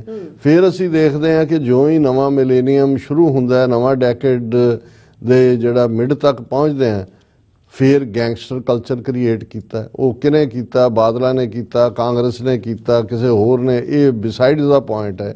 ਪਰ ਇਹ ਖੇਡ ਏਜੰਸੀਆਂ ਖੇਡ ਹੀ ਰਹੀਆਂ ਸੀ। ਨਹੀਂ ਤਾਂ ਗੈਂਗਸਟਰ ਸ਼ਬਦ ਪੰਜਾਬ ਦੇ ਵਿੱਚ ਬਦਮਾਸ਼ ਲਫ਼ਜ਼ ਪੁਰਾਣੇ, ਉਹ ਹਰ ਪਿੰਡ 'ਚ ਵੀ ਕੋਈ ਇੱਕ ਅੱਧਾ ਹੁੰਦਾ ਸੀ, ਜਾਂ ਉਹ ਵੀ ਆਪਣੇ ਇਲਾਕੇ 'ਚ ਵਾਰਦਾਤ ਨਹੀਂ ਸੀ ਕਰਦਾ, ਭੱਜ ਜਾਂਦਾ ਸੀ ਜਾਂ ਦੂਜਾ। ਪਰ all of A sudden gangster ਲਫ਼ਜ਼ ਜਿਹੜਾ ਹੈ, ਫਿਰ ਗੈਂਗਾਂ ਹੋ ਗਈਆਂ ਜੀ। ਉਹਦੀ ਗੈਂਗ ਨੇ ਉਹਨੂੰ ਮਾਰਤਾ, ਫਿਰ ਬਾਹਰਲੇ ਗੈਂਗਸਟਰ ਆ ਗਏ, ਲਾਰੈਂਸ ਬਿਸ਼ਨੋਈ ਵਗੈਰਾ ਤਾਂ ਅਜੇ ਤਾਜ਼ਾ ਕੰਮ ਹੈ। ਪਰ ਅਸੀਂ ਉਸ ਪੀਰੀਅਡ 'ਚ ਦੇਖਦੇ ਹਾਂ, ਔਰ ਫਿਰ ਇੰਨਾ ਫੀਅਰ ਇਨਸਿਕਿਉਰਿਟੀ ਪੈਦਾ ਕਰ ਦਿੱਤੀ ਗੈਂਗਸਟਰਾਂ ਰਾਹੀਂ ਵੀ। ਡਰੱਗਸ ਦਾ ਪਾਰਟ ਲਗਾਤਾਰ ਜਾਰੀ ਰਿਹਾ, ਜਿਹੜੀਆਂ 1995-96 'ਚ ਇੰਟਰੋਡਿਊਸ ਹੋਣੀਆਂ ਸ਼ੁਰੂ ਹੋਈਆਂ, ਔਰ ਨਾਲ ਦੀ ਨਾਲ ਬਾਕੀ ਸਾਰੀਆਂ ਓਪਰਚੁਨਿਟੀਜ਼ ਇਕਨੋਮਿਕਲ ਬੰਦ ਕਰਤੀਆਂ। ਜਿਹੜੀ ਇੰਡਸਟਰੀ ਦੀ ਮਾਈਗ੍ਰੇਸ਼ਨ ਹਿਮਾਚਲ ਔਰ ਜੰਮੂ ਕਸ਼ਮੀਰ ਉਹਨਾਂ ਨੂੰ ਸਪੈਸ਼ਲ ਪੈਕੇਜ ਦੇਣੇ ਸ਼ੁਰੂ ਕਰ ਦਿੱਤੇ। ਫਿਰ ਮਾਸ ਮਾਈਗ੍ਰੇਸ਼ਨ ਸ਼ੁਰੂ ਹੋ ਗਈ। ਹਾਲਾਂ ਥੋੜੀ ਬਹੁਤ ਮਾਈਗ੍ਰੇਸ਼ਨ ਤਾਂ 90 ਤੋਂ ਚੱਲ ਹੀ ਰਹੀ ਸੀ, ਲੇਕਿਨ ਜਿਸ ਲੈਵਲ ਦੇ ਉੱਤੇ ਕਿ ਵੀ 5 ਲੱਖ ਬੱਚਾ ਬੱਚੀ 18 ਸਾਲ ਤੋਂ ਵੱਡੀ ਉਮਰ ਦੇ ਜੋ ਹੀ, ਔਰ ਤੁਸੀਂ ਦੇਖੋਗੇ ਪੰਜਾਬ 'ਚ ਇੱਕ ਪਾਸੇ ਉਹਨਾਂ ਨੇ ਮਸ਼ਰੂਮ ਕ੍ਰੀਏਟ ਕੀਤੇ, ਜਿਹੜੇ ਆਈਲੈਟ ਐਗਜ਼ਾਮ ਸੈਂਟਰ। ਦੂਸਰੇ ਪਾਸੇ ਤੁਸੀਂ ਪੰਜਾਬ 'ਚ ਦੇਖੋਗੇ, 2-3 ਦਿਨ ਪਹਿਲਾਂ ਹੀ ਕੋਈ ਗੱਲ ਕਰ ਰਹੇ ਸੀ ਕਿ ਵੀ ਕਿਵੇਂ ਪੰਜਾਬ 'ਚ DNA ਬਦਲਿਆ ਜਾ ਰਿਹਾ ਜਾਂ ਦੂਜਾ। ਪੰਜਾਬ ਦੇ ਹਰ ਵੱਡੇ ਸ਼ਹਿਰ ਦੇ ਵਿੱਚ ਤੁਹਾਨੂੰ ਸਪਰਮ ਬੈਂਕ ਮਿਲਣਗੇ, ਔਰ ਉਹਨਾਂ 'ਚ ਕਿਵੇਂ ਰੇਸ ਬਦਲੀ ਜਾਂਦੀ ਹੈ ਜਾਂ ਕਿਵੇਂ ਉਹ ਹੁੰਦਾ ਹੈ, ਕਿਉਂਕਿ ਉਹਨਾਂ ਨੇ ਜਦੋਂ ਡਰੱਗਸ ਔਰ ਦੂਸਰਾ ਪਾਰਟ ਲਿਆਂਦਾ, ਉਸ ਨੇ ਦੂਸਰੇ ਪਾਸਿਓਂ ਇਨਕੈਪੇਬਿਲਿਟੀ ਲੈ ਆਉਂਦੀ।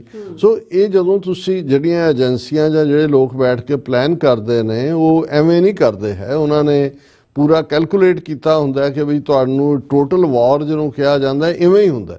ਫਿਰ ਜਦੋਂ ਇਸ ਲੈਵਲ 'ਤੇ ਮਾਈਗ੍ਰੇਸ਼ਨ ਜਾਂ ਦੂਜੀ ਹੋਈ, ਉਹਨਾਂ ਨੇ ਯਕੀਨੀ ਬਣਾਇਆ, ਖਾਸ ਤੌਰ 'ਤੇ ਕੈਨੇਡਾ ਦੇ ਹਵਾਲੇ ਨਾਲ ਵੀ, ਅਮਰੀਕਾ ਦੇ ਵੀ, ਕਿ ਉਹਨਾਂ ਦੇ ਵਿੱਚ ਜਿਹੜੇ ਗੈਂਗਸਟਰਸ ਨੇ ਉਹਨਾਂ ਨੂੰ ਵੀ ਨਾਲ ਪਾਸਪੋਰਟ ਬਣਾ ਕੇ ਜਾਂ ਕਿਵੇਂ ਉਹਨਾਂ ਨੂੰ ਪਹੁੰਚਾਇਆ ਗਿਆ, ਕੁਛ ਨੂੰ ਉੱਥੋਂ ਜੇਲ੍ਹਾਂ 'ਚੋਂ ਛੱਡਿਆ ਗਿਆ, ਕੋਈ ਟਾਸਕ ਦਿੱਤੀਆਂ ਗਈਆਂ। ਕੋਈ ਮੈਂ ਨਹੀਂ ਕਹਿ ਰਿਹਾ, ਜਦੋਂ ਹੁਣ ਕੈਨੇਡਾ ਦੇ ਵਿੱਚ RCMP ਜਾਂ ਦੂਸਰੀ ਇਹ ਸਾਰੀਆਂ ਇਨਵੈਸਟੀਗੇਸ਼ਨਸ ਹੁੰਦੀਆਂ ਨੇ, ਟੈਸਟੀਫਾਈ ਹੁੰਦਾ ਹੈ ਕਿ ਬਈ ਈਵਨ ਜਿਹੜੇ ਉਹਨਾਂ ਦੇ ਡਿਪਲੋਮੈਟ ਨੇ ਕੈਨੇਡਾ ਦੇ ਵਿੱਚ, ਉਹਨਾਂ ਦੇ ਕਾਉਂਸਲਰ ਔਰ ਉਹਨਾਂ ਦੇ ਹਾਈ ਕਮਿਸ਼ਨਰ, ਉਹ ਆਮ ਜਿਹੜੇ ਕੈਨੇਡੀਅਨ ਸਿੱਖ ਸਿਟੀਜ਼ਨ ਵੀਜ਼ਾ ਲੈਣ ਜਾਂਦੇ ਨੇ ਜਾਂ ਅਮਰੀਕਨ ਸਿੱਖ ਸਿਟੀਜ਼ਨ, ਉਹਨਾਂ ਨੂੰ ਕੋਇਟਸ ਕਰਕੇ ਦਬਾਅ ਬਣਾ ਕੇ ਇਨਫੋਰਮੇਸ਼ਨ ਲੈਂਦੇ ਨੇ। ਉਹਨਾਂ ਦੇ ਨਾਂ ਫਿਰ ਉਹ ਫਰੋਤੀਆਂ ਲੈਣ ਵਾਲੇ ਗੈਂਗਸਟਰਸ ਨੂੰ ਦਿੰਦੇ ਨੇ।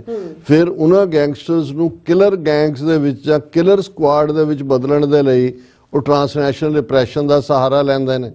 ਹਰਦੀਪ ਸਿੰਘ ਨਿੱਜਰ ਦੇ ਮਾਮਲੇ 'ਚ ਤੁਸੀਂ ਉਹ ਚਾਰੋਂ ਹੀ ਕਾਤਲ ਮੁੰਡੇ ਆ, ਉਹੀ ਨੇ ਪੰਜਾਬ ਦੇ, ਜਿਨ੍ਹਾਂ ਨੂੰ ਇਹਨਾਂ ਨੇ ਕਿਵੇਂ ਉੱਥੋਂ ਕੱਢਿਆ, ਫਿਰ ਇੱਥੇ ਕਿਵੇਂ ਕੀਤਾ, ਔਰ ਫਿਰ ਇਹ ਟੋਟਲ ਡਿਨਾਇਲ ਦੇ ਵਿੱਚ ਚਲੇ ਜਾਂਦੇ ਨੇ। ਜੇ ਕੈਨੇਡਾ 'ਚ ਐਕਸਪੋਜ਼ ਹੋਏ, ਅਮਰੀਕਾ 'ਚ ਹੋਏ, ਫਿਰ ਉਹ ਉਹਨਾਂ ਦੀਆਂ ਏਜੰਸੀਆਂ ਸਿੱਧੇ ਤੌਰ 'ਤੇ ਰਾਹ ਇਨਵੋਲਵ ਹੋ ਕੇ ਕਿਵੇਂ ਵਿਕਾਸ ਯਾਦਵ, ਉਹਨਾਂ ਦਾ ਹਾਇਰ ਲੈਵਲ IPS ਕਿਵੇਂ ਜਿਹੜਾ ਉਹ ਇੱਥੇ ਹਾਇਰ ਕਰਦਾ, ਔਰ ਨਿਖਿਲ ਗੁਪਤਾ, ਔਰ ਅੱਗੋਂ ਸਾਰੀ ਕਹਾਣੀ ਅਸੀਂ ਰਿਪੀਟ ਕਰਦੇ। ਹੁਣ ਇਸ ਸਾਰੇ ਦੇ ਵਿੱਚ ਜੇ ਤਾਂ ਸਿੱਖ ਕੌਮ ਅਵੇਸਲੀ ਰਹਿੰਦੀ ਕੈਨੇਡਾ ਵਿੱਚ ਵੀ ਜਾਂ ਅਮਰੀਕਾ 'ਚ ਵੀ ਜਾਂ ਹੋ ਗਿਆ, ਪਰ ਸਿੱਖਾਂ ਨੇ ਤਾਂ ਜੂਨ 84 ਨਵੰਬਰ 84 ਨਹੀਂ ਛੱਡਿਆ ਹੈ। ਬੇਸ਼ੱਕ ਸਾਨੂੰ ਪਤਾ ਉਹਨਾਂ ਦੀਆਂ ਅਦਾਲਤਾਂ 'ਚੋਂ ਕੁਛ ਨਹੀਂ ਨਿਕਲਣਾ, ਲੇਕਿਨ ਅੱਜ ਵੀ ਨਵੰਬਰ 84 ਦੀ ਜਦੋਂ ਗੱਲ ਹੁੰਦੀ ਹੈ ਤੇ ਇੰਟਰਨੈਸ਼ਨਲੀ ਉਹਨੂੰ ਰਾਈਟਸ ਤੋਂ ਕੱਢ ਕੇ ਸਿੱਖ ਜੈਨੋਸਾਈਡ ਰੈਕਗਨਾਈਜ਼ ਕਰਵਾਉਣਾ ਔਰ ਉਸ ਦੀ ਅਕਾਊਂਟੇਬਿਲਿਟੀ ਕਰਨੀ ਔਰ ਉਸ ਦੇ ਲਈ ਰੈਜ਼ੋਲੂਸ਼ਨਸ ਲਿਆਉਣੇ। ਸੋ ਇਹ ਜ਼ਰੂਰੀ ਹੁੰਦਾ ਹੈ ਵੀ ਜਦੋਂ ਤੁਸੀਂ ਕਿਸੇ ਚੀਜ਼ ਨੂੰ ਬਾਰ-ਬਾਰ ਰਿਮਾਈਂਡ ਕਰਵਾਉਂਦੇ ਹੋ ਤੇ ਗੱਲ ਜਾਰੀ ਰਹਿੰਦੀ ਹੈ, ਫਿਰ ਹਾਲਾਤ ਬਣ ਜਾਂਦੇ ਨੇ। ਸੋ ਅਸੀਂ ਇਹ ਦੇਖਦੇ ਹਾਂ ਕਿ ਜਦੋਂ ਅਸੀਂ ਹੁਣ ਉਹ ਭਾਰਤ ਜਿਸ 'ਚ ਜਦੋਂ 2014 'ਚ ਮੋਦੀ ਦੀ ਆਮਦ ਹੁੰਦੀ ਹੈ, ਔਰ ਜੇ ਤੁਸੀਂ 2014 ਤੋਂ 2024 ਤੱਕ ਉਹਦੇ 10 ਸਾਲ, ਹੁਣ ਉਹ ਤੀਸਰੀ ਟਰਮ ਦੇ ਉੱਤੇ ਆਇਆ ਤੇ ਅੱਜ 2025 ਦੇ ਵਿੱਚ ਮੋਦੀ ਸਰਕਾਰ ਕਿਸ ਲੈਵਲ ਦੇ ਉੱਤੇ ਇੰਟਰਨੈਸ਼ਨਲੀ ਵੀਕ ਹੋਈ ਹੈ। ਵਿਦਨ ਡੋਮੈਸਟਿਕ ਅਸੀਂ ਗੱਲ ਨਹੀਂ ਕਰਾਂਗੇ ਕਿ ਇਕਨੋਮਿਕਲੀ ਅਨਐਮਪਲੋਇਮੈਂਟ ਰੇਟ ਕਿੰਨਾ ਹੈ ਡਾਲਰ ਦੇ ਮੁਕਾਬਲੇ। ਜਦੋਂ ਇਹਨੇ ਟੇਕ ਓਵਰ ਕੀਤਾ ਉਦੋਂ 52-54 ਰੁਪਈਏ ਸੀ, ਅੱਜ ਉਹ 86 ਦੇ ਉੱਤੇ ਲੁੜਕਿਆ ਹੋਇਆ ਰੁਪਈਆ। ਕਿਵੇਂ ਉਹਨਾਂ ਦਾ ਫੋਰਨ ਐਕਸਚੇਂਜ ਰਿਜ਼ਰਵ ਕੱਢ ਕੇ ਉਹ ਰਿਜ਼ਰਵ ਬੈਂਕ ਆਫ ਇੰਡੀਆ ਤੋਂ ਸਟਿਲ ਰੁਪਏ ਨੂੰ ਸਟੇਬਲ ਕਰਨ ਦੀ ਕੋਸ਼ਿਸ਼ ਕਰ ਰਹੇ ਨੇ, ਕਿਵੇਂ ਡਾਇਰੈਕਟ ਇਨਵੈਸਟਮੈਂਟ ਦੌੜ ਰਹੀ ਹੈ। ਪਰ ਕਿਉਂਕਿ ਇਸ ਦਾ ਫੋਕਸ ਸਾਡਾ ਭਾਰਤ ਦੀ ਫੋਰਨ ਪਾਲਿਸੀ ਹੈ ਤੇ ਤੁਸੀਂ 2024 ਚ ਦੇਖੋਗੇ ਕਿ ਫੋਰਨ ਪਾਲਿਸੀ ਤਾਂ ਇਹਨਾਂ ਦੀ ਪੂਰੀ ਤਰ੍ਹਾਂ ਕਲੈਪਸ ਹੋਈ।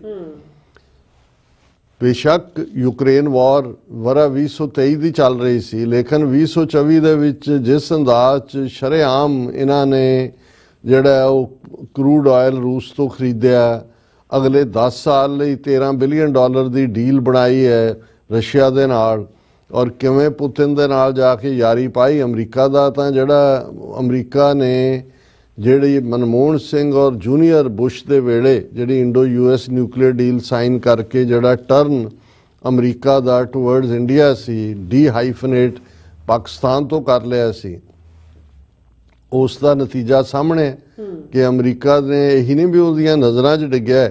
ਹੁਣ ਇਹ ਜਿਹੜਾ ਵਰਾ 2024 ਬੀਤਿਆ, 26 ਜਨਵਰੀ ਨੂੰ ਪ੍ਰੈਜ਼ੀਡੈਂਟ ਬਾਈਡਨ ਨੇ ਚੀਫ ਗੈਸਟ ਹੋਣਾ ਸੀ ਰਿਪਬਲਿਕ ਡੇ ਤੇ, ਔਰ ਮੌਕੇ ਦੇ ਉੱਤੇ ਕਿਉਂਕਿ ਟਰਾਂਸਨੈਸ਼ਨਲ ਰਿਪਰੈਸ਼ਨ ਦਾ ਕੰਮ 2023 ਸ਼ੁਰੂ ਹੋ ਗਿਆ ਸੀ, ਉਹ ਇੰਨਾ ਵੱਡਾ ਫੈਕਟਰ ਬਣਿਆ ਕਿ ਵੀ ਬਾਈਡਨ ਨੇ ਕੈਂਸਲ ਕੀਤਾ। ਫਿਰ ਕਾਹਲੀ ਦੇ ਵਿੱਚ ਫਰਾਂਸ ਦੇ ਪ੍ਰੈਜ਼ੀਡੈਂਟ ਮਿਸਟਰ ਮੈਕਰਨ ਨੂੰ ਇਨਵਾਈਟ ਕੀਤਾ ਗਿਆ। ਸੋ ਇਸ ਸਾਰੇ ਪੀਰੀਅਡ ਦੇ ਵਿੱਚ ਜਿਸ ਲੈਵਲ ਦੇ ਉੱਤੇ ਅਮਰੀਕਾ, ਫਿਰ ਯੂਰਪੀਅਨ ਪਾਰਲੀਮੈਂਟ ਜੋ ਮਨੀਪੁਰ ਦੇ ਵਿੱਚ ਹੋਇਆ ਅੱਜ ਵੀ ਚੱਲ ਰਿਹਾ, ਉਹਨਾਂ ਨੂੰ ਨਜ਼ਰ ਆਇਆ ਕਿ ਬਈ ਇਹ ਤਾਂ ਸਿਸਟੇਮੈਟਿਕਲੀ, ਔਰ ਮਨੀਪੁਰ ਦੀ ਹਾਲਤ ਸਿਵਲ ਵਾਰ ਵਰਗੀ ਜਿਹੜੀ ਹੈ ਉਹ ਬਣੀ ਹੋਈ ਹੈ ਪੂਰੀ।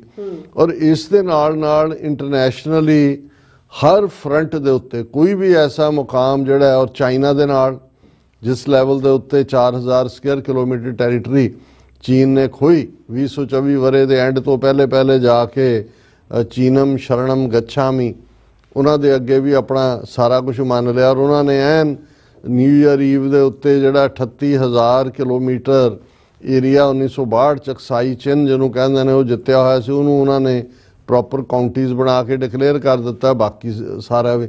ਸੋ ਇਹਨਾਂ ਨੂੰ ਹਰ ਮੁਹਾਜ਼ ਦੇ ਉੱਤੇ ਇਹ ਠੀਕ ਹੈ ਕਿ ਵੀ ਜਿਹੜੇ ਇਹਨਾਂ ਦੇ 6-7 ਹਾਇਰ ਆਰਮੀ ਦੇ ਆਫੀਸਰਸ ਨੇਵੀ ਦੇ ਕਤਰ ਦੇ ਵਿੱਚ ਇਜ਼ਰਾਈਲ ਦੀ ਮੌਸਾਦ ਲਈ ਜਸੂਸੀ ਕਰਦੇ ਫੜੇ ਗਏ ਸੀ, ਲੋਅਰ ਕੋਰਟ ਨੇ ਉਹਨਾਂ ਨੂੰ ਸਜ਼ਾਏ ਮੌਤ ਦਿੱਤੀ ਸੀ, ਉਹ ਜ਼ਰੂਰ ਇਹਨਾਂ ਨੇ ਉਹ ਛਡਾਏ ਨੇ। ਔਰ ਇਹੀ ਕਾਰਨ ਹੈ ਕਿ ਕਤਰ ਹਰ ਚੌਥੇ ਦਿਨ ਐਸ ਜੈ ਸ਼ੰਕਰ 2024 ਵਰੇ 'ਚ 4 ਵਾਰ ਕਤਰ ਦੇ ਦੌਰੇ ਤੇ ਗਿਆ। ਮੋਦੀ ਵੀ ਹੁਣ ਕਤਰ ਗਿਆ ਹੋਇਆ ਸੀ, ਜਿੱਥੇ ਉਹਨੂੰ ਜਿਹੜਾ ਉਹ ਸਭ ਤੋਂ ਆਲਾ ਅਵਾਰਡ ਵੀ ਜਾਂ ਦੂਜੇ ਤੀਜੇ ਵੀ ਉਹ ਜੋ ਕੁਛ ਸ਼ੇਖਾਂ ਦੇ ਨਾਲ ਜਾਂ ਕਰਦੇ ਨੇ ਉਹ ਬੰਦੇ ਛਡਾਣਾ ਇਹਨਾਂ ਦੀ ਤੁਸੀਂ ਪ੍ਰਾਪਤੀ ਕਹਿ ਸਕਦੇ ਹੋ। ਪਰ ਅਦਰ ਦੈਨ ਦੈਟ ਨਾ ਇੰਟਰਨੈਸ਼ਨਲ ਪੋਲਿਟਿਕਸ ਦੇ ਲੈਵਲ ਦੇ ਉੱਤੇ ਕੋਈ ਰੋਲ ਰਿਹਾ ਹੈ। ਯੂਕਰੇਨ ਦੇ ਮੁੱਦੇ ਦੇ ਉੱਤੇ ਬਦਨਾਮੀ ਖੱਟੀ, ਮਿਡਲ ਈਸਟ ਦੇ ਲੈਵਲ ਦੇ ਉੱਤੇ ਇਹਨਾਂ ਨੇ ਇੱਕ ਪਾਸੜ ਕਰਕੇ ਜੀ ਸਾਡੇ ਵਰਕਰ ਜਾਣਗੇ ਇਜ਼ਰਾਈਲ 'ਚ ਜਾਣਗੇ, ਉੱਥੋਂ ਵੀ ਭੱਜ ਰਹੇ ਨੇ। ਔਰ ਇਸ ਸਾਰੇ ਦੇ ਚੱਲਦਿਆਂ ਈਵਨ ਇਹਨਾਂ ਦੀ ਜਿਹੜੀ ਦਾ ਹਿੰਦੂ ਦੀ ਮੇਨ ਫੋਰਨ ਐਕਸਪਰਟ ਹੈ ਫੋਰਨ ਮੁੱਦੇ ਦੇ ਉੱਤੇ, ਉਹਦੇ 'ਚ ਉਹਨਾਂ ਦੀ ਫੋਰਨ ਪਾਲਿਸੀ ਨੂੰ ਡਿਸਕਸ ਕਰਦੇ ਆ ਕਿ why will India's foreign policy be a tightrope walk, ਕਿ ਵੀ ਆਉਣ ਵਾਲੇ ਪੀਰੀਅਡ ਜਿਵੇਂ ਉਹ ਬਾਜੀਗਰ ਤੁਰਦੇ ਨੇ ਟਾਈਟ ਰੋਪ ਦੇ ਉੱਤੇ, ਉਸ ਕਿਸਮ ਦੀ ਇਹਨਾਂ ਦੀ ਵਾਕ ਹੋਏਗੀ। ਕਿਉਂਕਿ ਇਹਨਾਂ ਨੇ ਖੁਦ ਮੰਨਿਆ ਕਿ ਭਾਈ ਇਹ ਜਿਹੜੇ ਨੇ 2024 ਠੀਕ ਨਹੀਂ ਰਿਹਾ ਇੰਡੀਆ ਲਈ। ਕਿੱਥੇ ਇੰਡੀਆ ਦਾ ਸਟੇਟਸ ਜਿਹੜਾ ਆਪਣੇ ਆਪ ਨੂੰ ਵਿਸ਼ਵ ਗੁਰੂ, ਔਰ ਤੁਸੀਂ ਐਨ ਪੀਕ ਦੇ ਉੱਤੇ ਜਾ ਕੇ G20 ਦੇ ਨਾਂ ਥੱਲੇ ਮੋਦੀ ਨੇ ਦਿੱਲੀ ਦੇ ਵਿੱਚ ਜਿਹੜੀ ਆਪਣਾ ਹੀ ਜਿਹੜਾ ਉਹ ਦੂਲਾ ਬਣਿਆ, ਔਰ ਕਿੰਨੇ ਆਪਣੇ ਨਾਂ ਦੇ ਉਹਨੇ ਬੜੇ ਜਿਹੜੇ ਨੇ ਉਹ ਪੋਸਟਰ ਲਵਾਏ। ਔਰ ਦੂਜਾ, ਔਰ ਮੋਦੀ ਦਾ stature as a international personality ਬਣਾਤਾ ਕਿ ਜੀ ਮੋਦੀ ਤੋਂ ਪੁਤਿਨ ਵੀ ਪੁੱਛ ਕੇ ਕਰਦਾ ਹੈ ਤੇ ਬਾਈਡਨ ਵੀ ਪੁੱਛ ਕੇ ਕਰਦਾ ਹੈ ਤੇ ਦੂਜਾ ਵੀ ਕਰਦਾ ਹੈ। 2024 ਤੱਕ ਪਹੁੰਚਦੇ ਆ ਇਹ ਹਾਲ ਹੋ ਗਿਆ ਕਿ ਵੀ ਜੇ ਮੋਦੀ ਇੱਥੇ ਸਪਟੈਂਬਰ ਦੇ ਵਿੱਚ ਆਇਆ UN ਦੇ ਲਈ ਔਰ ਬਾਅਦ ਦੇ ਤੇ ਈਵਨ ਜਿਹੜਾ Ajit Doval national security advisor ਹੈ ਉਹ ਨਹੀਂ ਆਇਆ ਕਿਉਂਕਿ ਆਲਰੇਡੀ ਸਿਵਲ ਕੇਸ ਵੀ ਫਾਈਲ ਹੈ। ਟ੍ਰਾਂਸਨੈਸ਼ਨਲ ਰਿਪਰੈਸ਼ਨ ਦਾ ਮੁੱਦਾ ਵੀ ਨਿਖਿਲ ਗੁਪਤਾ ਨੂੰ 1 ਸਾਲ ਦੇ ਐਫਰਟ ਤੋਂ ਬਾਅਦ ਅਮਰੀਕਾ ਜਿਹੜਾ ਐਕਸਟ੍ਰਾਡਾਈਟ ਕਰਕੇ ਲਿਆ ਹੈ ਅਡਾਨੀ, ਉਹਦੇ ਖਿਲਾਫ ਨਿਊਯਾਰਕ ਦੀ ਅਦਾਲਤ ਦੇ ਵਿੱਚ ਚਾਰਜਿਸ ਜਿਹਦੇ 'ਚ ਉਹਦਾ ਭਤੀਜਾ ਵੀ ਸ਼ਾਮਲ ਹੈ ਔਰ ਵਾਰੰਟ ਵੀ ਕੱਢੇ ਹੋਏ ਨੇ। ਔਰ ਇਹ ਸਾਰੀ ਜਿਹੜੀਆਂ ਨੇ ਬਿਗ ਫੇਲਿਅਰਸ, ਕੈਨੇਡਾ ਦੇ ਨਾਲ ਤਾਂ ਕਲੈਪਸ ਹੀ ਹੋ ਗਿਆ ਸਾਰਾ, 6 ਉਹਨਾਂ ਦੇ ਸਮੇਤ ਹਾਈ ਕਮਿਸ਼ਨਰ ਦੇ ਉਹਨਾਂ ਨੇ ਕੱਢ ਕੇ ਬਾਹਰ ਮਾਰੇ। ਜਸਟਿਨ ਟਰੂਡੋ ਰਹਿੰਦੇ ਨੇ ਪ੍ਰਾਈਮ ਮਿਨਿਸਟਰ ਜਾਂ ਨਹੀਂ ਰਹਿੰਦੇ ਬਿਸਾਈਡਸ ਦਾ ਪੁਆਇੰਟ ਹੈ, ਪਰ ਅਜੇ ਇਨਫ ਟਾਈਮ ਹੈ ਅਕਤੂਬਰ ਤੱਕ। ਪਰ ਇੰਡੀਆ ਨੂੰ ਕੰਧ ਦੇ ਨਾਲ ਲਾ ਕੇ ਖੜਾ ਕਰ ਦਿੱਤਾ ਔਰ ਇਹਦਾ ਨਤੀਜਾ ਵੀ America, Canada, Australia, UK, New Zealand 5 eyes countries ਦੇ ਵਿੱਚ India as a rogue state, as a transnational repression ਦਾ ਮੁੱਦਾ ਔਰ ਇਹ ਮੁੱਦੇ ਈਵਨ US ਕਾਂਗਰਸ ਔਰ ਸੈਨੇਟ ਦੇ ਵਿੱਚ ਵੀ ਬਿੱਲਸ ਦੇ ਰੂਪ ਦੇ ਵਿੱਚ ਪਏ ਹੋਏ ਨੇ। ਸੋ ਇਸ ਸਭ ਨੂੰ ਜਦੋਂ ਅਸੀਂ ਦੇਖਦੇ ਹਾਂ ਕਿ ਵੀ ਸਭ ਤੋਂ ਵੱਡਾ ਜਿਹਨੂੰ ਕਹਿੰਦੇ ਨੇ ਵੀ ਅੱਖਾਂ ਥੱਲੇ ਕੁਛ ਹੋ ਜਾਣਾ ਉਹ ਬੰਗਲਾਦੇਸ਼ ਹੈ। ਰਾਜੀ ਕਿਸੇ ਨੇ ਇਹ ਉਹਨਾਂ ਦਾ ਇੱਕ ਐਕਸਪਰਟ ਫੋਰਨ ਐਕਸਚੇਂਜ ਜਿਹੜਾ ਫੋਰਨ ਪਾਲਿਸੀ ਦਾ ਇਹ ਕਹਿ ਰਿਹਾ ਸੀ ਕਿ ਵੀ ਤੁਸੀਂ ਬਲੇਮ ਕਰ ਰਹੇ ਹੋ ਜੀ ਡੀਪ ਸਟੇਟ ਨੇ ਇਹ ਕਰਤਾ ਔਰ ਇੰਨੀ ਕੁ ਫਰਸਟ੍ਰੇਸ਼ਨ ਹੋਈ BJP ਦੀ ਫਾਈਨਲੀ ਇਹਨਾਂ ਦੀ ਫੇਲਿਅਰ ਦੀ ਕਿ ਉਹਨਾਂ ਦੇ ਤਵਾੜੀ ਲੀਡਰ ਨੇ ਪਹਿਲਾਂ ਰਾਜ ਸਭਾ ਦੇ ਵਿੱਚ ਰੌਲਾ ਪਾਇਆ ਜੀ deep state America George Soros destabilise ਕਰ ਰਿਹਾ। ਉਹ ਜਿਹੜਾ ਫੋਰਨ ਪਾਲਿਸੀ ਐਕਸਪਰਟ ਸੀ ਉਹ ਕਹਿੰਦਾ ਵੀ ਜਾਰਜ ਸੋਰਸ ਦਾ ਜਿਹੜਾ ਸਾਰਾ ਵਰਥ ਹੈ ਉਹ $6 ਬਿਲੀਅਨ ਹੈ। ਤੁਹਾਡਾ ਕੱਲਾ ਅਡਾਨੀ ਦਾ ਜਿਹੜਾ ਉਹ $72 ਬਿਲੀਅਨ ਹੈ। ਅੰਬਾਨੀ ਉਸ ਤੋਂ ਵੀ $20 ਬਿਲੀਅਨ ਜ਼ਿਆਦਾ ਹੈ। ਔਰ ਕੁੱਲ ਮਿਲਾ ਕੇ ਜਿੰਨੀ ਅੰਬਾਨੀ ਤੇ ਅਡਾਨੀ ਦੋਨਾਂ ਦੀ ਵੈਲਥ ਹੈ ਉਹਦਾ 15ਵਾਂ ਹਿੱਸਾ ਵੀ ਜਾਰਜ ਸੋਰਸ ਨਹੀਂ ਹੈ। ਪਰ ਤੁਸੀਂ ਉੱਥੇ ਐਸਾ ਇੱਕ ਪਿੱਟ ਸਿਆਪਾ ਪਾਇਆ ਹੋਇਆ ਕਿ ਜਾਰਜ ਸੋਰਸ ਨੇ ਇਹ ਕਰਵਾਤਾ ਉਹ ਕਰਵਾਤਾ, ਉਜ਼ਬੇਕਿਸਤਾਨ 'ਚ ਮੀਟਿੰਗ ਕਰ ਲਈ, ਰਾਹੁਲ ਗਾਂਧੀ ਨੂੰ ਕਰਤਾ, ਇੰਡੀਆ ਨੂੰ ਸਟੈਬਲਾਈਜ਼ ਕਰਨਾ ਚਾਹੁੰਦੇ ਨੇ, ਡੀਪ ਸਟੇਟ ਸਟੈਬਲਾਈਜ਼ ਕਰਨਾ ਚਾਹੁੰਦੀ ਹੈ। ਉਹ ਚੱਲ ਰਹੀ ਸੀ ਗੱਲ ਕਿ ਜੀ ਇੱਥੇ ਐਸ ਜੈਸ਼ੰਕਰ ਕੀ ਕਰਨ ਆਇਆ ਔਰ ਉਹ ਕਿਵੇਂ ਜਿਹੜਾ ਉਹ ਰੁਲਿਆ ਹੋਇਆ DC ਦੇ ਵਿੱਚ ਬੈਠਾ। ਤਾਂ ਉਦੋਂ ਹੀ ਇਹ ਆਇਆ ਕਿ ਭਾਈ ਹੁਣ ਤੁਸੀਂ ਇਸ ਕਿਸਮ ਦਾ ਬਕੜਵਾਦ ਕਰੋਗੇ, ਭਾਵੇਂ ਇਹ ਆਊਟਗੋਇੰਗ ਐਡਮਿਨਿਸਟ੍ਰੇਸ਼ਨ ਹੈ ਪਰ ਸਾਹਮਣੇ ਤਾਂ ਆ ਗਿਆ ਕਿ ਵੀ ਤੁਹਾਡੇ ਪੱਲੇ ਕੀ ਹੈ। ਹੁਣ ਇਸ ਸਾਰੇ ਦੇ ਚੱਲਦਿਆਂ ਜਦੋਂ ਅਸੀਂ ਇਹ ਦੇਖ ਰਹੇ ਹਾਂ ਕਿ ਭਾਈ ਇਕੱਲਾ ਇਹੀ ਨਹੀਂ ਕਿ ਅਮਰੀਕਾ ਨੇ ਭਾਰਤ ਨੂੰ ਔਰ ਜੋ ਸਲੂਕ ਐਸ ਜੈਸ਼ੰਕਰ ਦੇ ਨਾਲ ਇਹਨਾਂ 3 ਰੋਜ਼ਾ ਦੌਰੇ ਦੇ ਦੌਰਾਨ ਹੋਇਆ, ਕੋਈ ਵੀ ਆਫੀਸ਼ੀਅਲ ਕੋਈ ਵੀ ਜਿਹੜੇ ਨੋਮੀਨੇਟ ਕੀਤੇ ਨੇ ਟਰੰਪ ਨੇ ਐਡਮਿਨਿਸਟ੍ਰੇਸ਼ਨ ਦੇ ਲਈ, ਐਸ ਜੈਸ਼ੰਕਰ ਤਾਂ ਟਰੰਪ ਨੂੰ ਮਿਲਣਾ ਚਾਹੁੰਦਾ ਸੀ, ਕੋਈ ਵੀ ਨਹੀਂ ਮਿਲਿਆ। ਉਹੀ ਜੈਕ ਸਲੀਵਾਨ ਜਿਹੜਾ ਬਾਈਡਨ ਐਡਮਿਨਿਸਟ੍ਰੇਸ਼ਨ ਦਾ ਔਰ ਜਿਹੜਾ ਐਂਟਨੀ ਬਲਿੰਕਨ ਉਹਨੂੰ ਮਿਲ ਕੇ ਔਰ ਨਾ ਕੋਈ ਸੱਦਾ ਨਾ ਕੋਈ ਗੱਲ, ਉਹਦੀ ਅਸੀਂ ਗੱਲ ਡੀਟੇਲ ਦੇ ਨਾਲ ਕਰਾਂਗੇ। ਹੁਣ ਇਸ ਦੇ ਉਲਟ ਅਸੀਂ ਦੇਖਦੇ ਹਾਂ ਕਿ ਜਿਸ ਪਾਕਿਸਤਾਨ ਨੂੰ ਫੇਲਡ ਸਟੇਟ ਤੇ ਅਦਰਵਾਈਜ਼ ਇਕਨੋਮਿਕਲ ਔਰ ਮੰਗਤਾ ਤੇ ਇਹ ਉਹ ਕਹਿ ਰਹੇ ਨੇ, ਇਸ ਖਬਰ ਨੂੰ ਇੰਡੀਅਨ ਮੀਡੀਆ ਵੀ ਖਾ ਗਿਆ ਔਰ ਪਾਕਿਸਤਾਨੀ ਮੀਡੀਆ ਨੇ ਵੀ ਉਵੇਂ ਨਹੀਂ ਉਭਾਰਿਆ। ਹੁਣ ਪਾਕਿਸਤਾਨ ਅਗਲੇ 2 ਸਾਲ ਲਈ ਯੂਨਾਈਟਿਡ ਨੇਸ਼ਨ ਸਿਕਿਉਰਿਟੀ ਕੌਂਸਲ ਦਾ ਜਿਹੜਾ ਹੈ ਉਹ ਮੈਂਬਰ ਬਣਿਆ। 15 ਮੈਂਬਰ ਨੇ, 5 ਪੱਕੇ ਨੇ, veto wielding America, Russia, China, France, UK, 10 ਜਿਹੜੇ ਨੇ ਉਹ ਰੋਟੇਸ਼ਨਲ ਨੇ ਔਰ 2 ਸਾਲ ਲਈ ਪਾਕਿਸਤਾਨ ਬਣਿਆ। ਲੇਕਿਨ ਇਹਦੇ ਨਾਲੋਂ ਵੀ ਜ਼ਿਆਦਾ ਹਾਲਾਂ ਇਸ ਦੀ ਇਲੈਕਸ਼ਨ ਚੋਣ ਤਾਂ ਜਿਹੜੇ ਚੁਣੇ ਜਾਂਦੇ ਨੇ 10 ਇਹ UN ਜਨਰਲ ਅਸੈਂਬਲੀ ਵੱਲੋਂ ਚੁਣੇ ਜਾਂਦੇ ਨੇ। 193 ਮੈਂਬਰ ਨੇ UN ਜਨਰਲ ਅਸੈਂਬਲੀ ਦੇ, ਪਰ ਜਿਹੜਾ ਪਾਕਿਸਤਾਨ ਦੀ ਚੋਣ UN ਜਨਰਲ ਅਸੈਂਬਲੀ ਦੇ ਮੈਂਬਰਾਂ ਵੱਲੋਂ ਹੁੰਦੀ ਹੈ 193 ਮੁਲਕਾਂ ਚੋਂ ਆਲਮੋਸਟ 180 ਮੁਲਕ ਪਾਕਿਸਤਾਨ ਦੇ ਹੱਕ 'ਚ ਵੋਟ ਪਾਉਂਦੇ ਨੇ ਕਿਉਂਕਿ ਇਹਨਾਂ ਦਾ ਕੋਟਾ ਹੈ ਵੀ ਇਹਨੇ ਯੂਰਪ 'ਚੋਂ, ਈਸਟਰਨ ਯੂਰਪ 'ਚੋਂ, ਇਹ ਲੇਟਨ ਅਮਰੀਕਾ ਔਰ ਕੈਰੀਬੀਅਨ, ਇੰਨਾ ਏਸ਼ੀਆ ਔਰ ਇੰਨਾ ਫਲਾਣਾ, ਔਰ ਉਸ ਕੋਟੇ 'ਚੋਂ ਪਾਕਿਸਤਾਨ ਜਿਹੜਾ ਹੈ ਉਹ 180 ਦੇ ਨੇੜੇ ਤੇੜੇ ਜਿਹੜੀਆਂ ਨੇ ਵੋਟਾਂ ਉਹਨੂੰ 193 ਚੋਂ ਮਿਲਦੀਆਂ ਨੇ।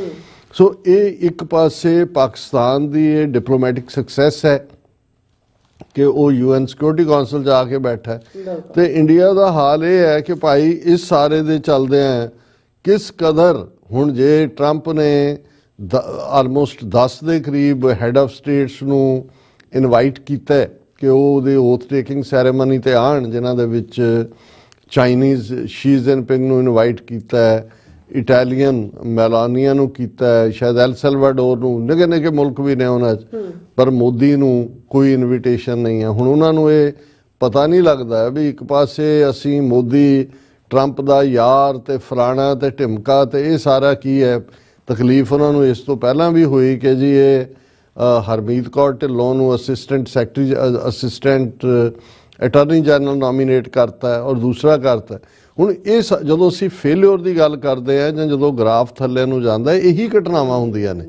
ਇਹਨੂੰ ਜਿਵੇਂ ਮਰਜ਼ੀ ਤੁਸੀਂ ਇੰਟਰਪ੍ਰੇਟ ਕਰਨਾ ਚਾਹੋ, ਲੇਕਿਨ ਹਕੀਕਤ ਇਹ ਹੈ ਵੀ 2024 ਦੇ ਵਿੱਚ ਜਿਹੜਾ ਭਾਰਤ ਦਾ ਗ੍ਰਾਫ ਹੈ ਫੋਰਨ ਪਾਲਿਸੀ ਦੇ ਲਿਹਾਜ਼ ਨਾਲ ਡਿਜ਼ਾਸਟਰਸ, ਬਿਲਕੁਲ ਕਲੈਪਸ, ਫਲॉप।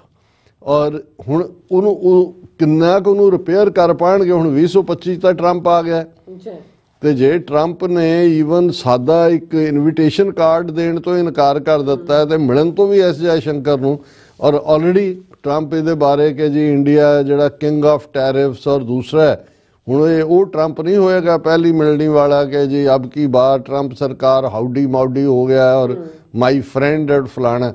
ਹੁਣ ਦਾ ਜਿਹੜੀ ਸਿਚੁਏਸ਼ਨ ਹੈ ਪੂਰੀ ਬਦਲੀ ਹੋਈ ਹੈ। ਸੋ ਇਹ ਹੁੰਦਾ ਹੈ ਕਿ ਵੀ ਜਿਹੜਾ ਪਤਾ ਵੀ ਨਹੀਂ ਲੱਗਦਾ ਕਿ ਕਦੋਂ ਫਰਸ਼ ਤੋਂ ਕੋਈ ਅਰਸ਼ ਤੇ ਚਲਾ ਜਾਂਦਾ, ਪਰ ਜੇ ਅਰਸ਼ ਤੇ ਗਿਆ ਦਿਮਾਗ ਖਰਾਬ ਹੋ ਜਾਏ ਫਿਰ ਧੜਮ ਕਰਕੇ ਫਰਸ਼ ਤੇ ਵਾਪਸ ਡਿੱਗੀ ਦਾ ਜੋ ਹਾਲ ਭਾਰਤ ਦਾ ਹੋਇਆ। ਜੀ ਰਾਜ ਸਾਹਿਬ ਤੁਹਾਡਾ ਬਹੁਤ ਧੰਨਵਾਦ। ਸੋ ਅਥਲੇ ਨੇ ਬ੍ਰੇਕ ਵਿਊਅਰਸ ਜੋ ਤੁਸੀਂ ਇਸ ਤਰ੍ਹਾਂ ਬਣੇ ਰਹਿਣਾ ਮਿਲਦੇ ਆ ਛੋਟੇ ਜਿਹੇ ਵਕਤ ਤੋਂ ਬਾਅਦ।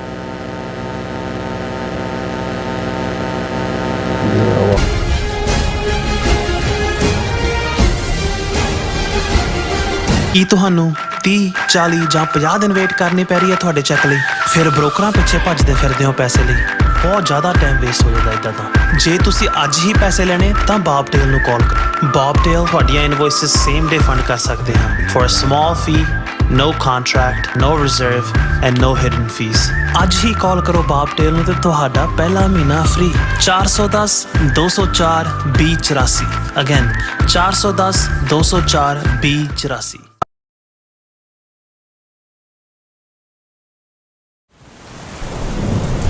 ਯੂਨਾਈਟਿਡ ਸਿੱਖ ਸੰਸਥਾ ਨੇ ਦੱਖਣੀ ਅਮਰੀਕਾ ਵਿੱਚ ਬੇਰਲ ਤੂਫਾਨ ਦੇ ਪੀੜਤਾਂ ਲਈ ਤੁਰੰਤ ਮਦਦ ਮੁਹਿੰਮ ਸ਼ੁਰੂ ਕੀਤੀ ਹੈ। ਇਸ ਭਿਆਨਕ ਤੂਫਾਨ ਨੇ ਸੈਂਟ ਵਿੰਸੈਂਟ ਅਤੇ ਗ੍ਰੇਨੇਡੀਨਸ, ਗ੍ਰੇਨੇਡਾ, ਡੋਮਿਨਿਕਾ ਤੇ ਬਾਰਬਾਡੋਸ ਨੂੰ ਬਹੁਤ ਨੁਕਸਾਨ ਪਹੁੰਚਾਇਆ ਹੈ। ਯੂਨਾਈਟਿਡ ਸਿੱਖ ਦੀਆਂ ਟੀਮਸ ਲੋੜਵੰਦ ਲੋਕਾਂ ਲਈ ਜ਼ਰੂਰੀ ਸਮਾਨ ਅਤੇ ਖਾਣ-ਪੀਣ ਦੀਆਂ ਚੀਜ਼ਾਂ ਪਹੁੰਚਾ ਰਹੀਆਂ ਹਨ। ਤੁਹਾਡੇ ਸਹਿਯੋਗ ਦੀ ਲੋੜ ਹੈ। ਕਿਰਪਾ ਕਰਕੇ ਇਹ ਸਮਾਨ ਦਾਨ ਕਰੋ। ਖਾਣ-ਪੀਣ ਦੀਆਂ ਚੀਜ਼ਾਂ, ਤਿਰਪਾਲ, ਜਨਰੇਟਰ, ਕੱਪੜੇ, ਤੰਬੂ, ਟਾਇਲਟ ਪੇਪਰ, ਬਰਸਾਤੀ ਕੋਟ, ਸੈਨੇਟਰੀ ਪੈਡ, ਹਰੇਕ ਸਾਈਜ਼ ਦੇ ਡਾਈਪਰ ਆਦਿ। ਡੋਨੇਟ ਕਰਨ ਲਈ contact@united6.org ਤੇ ਸੰਪਰਕ ਕਰੋ। ਮਦਦ ਕਰਨ ਲਈ ਕਿਰਪਾ ਕਰਕੇ ਸਾਡੀ ਵੈਬਸਾਈਟ ਤੇ ਡੋਨੇਟ ਕਰੋ।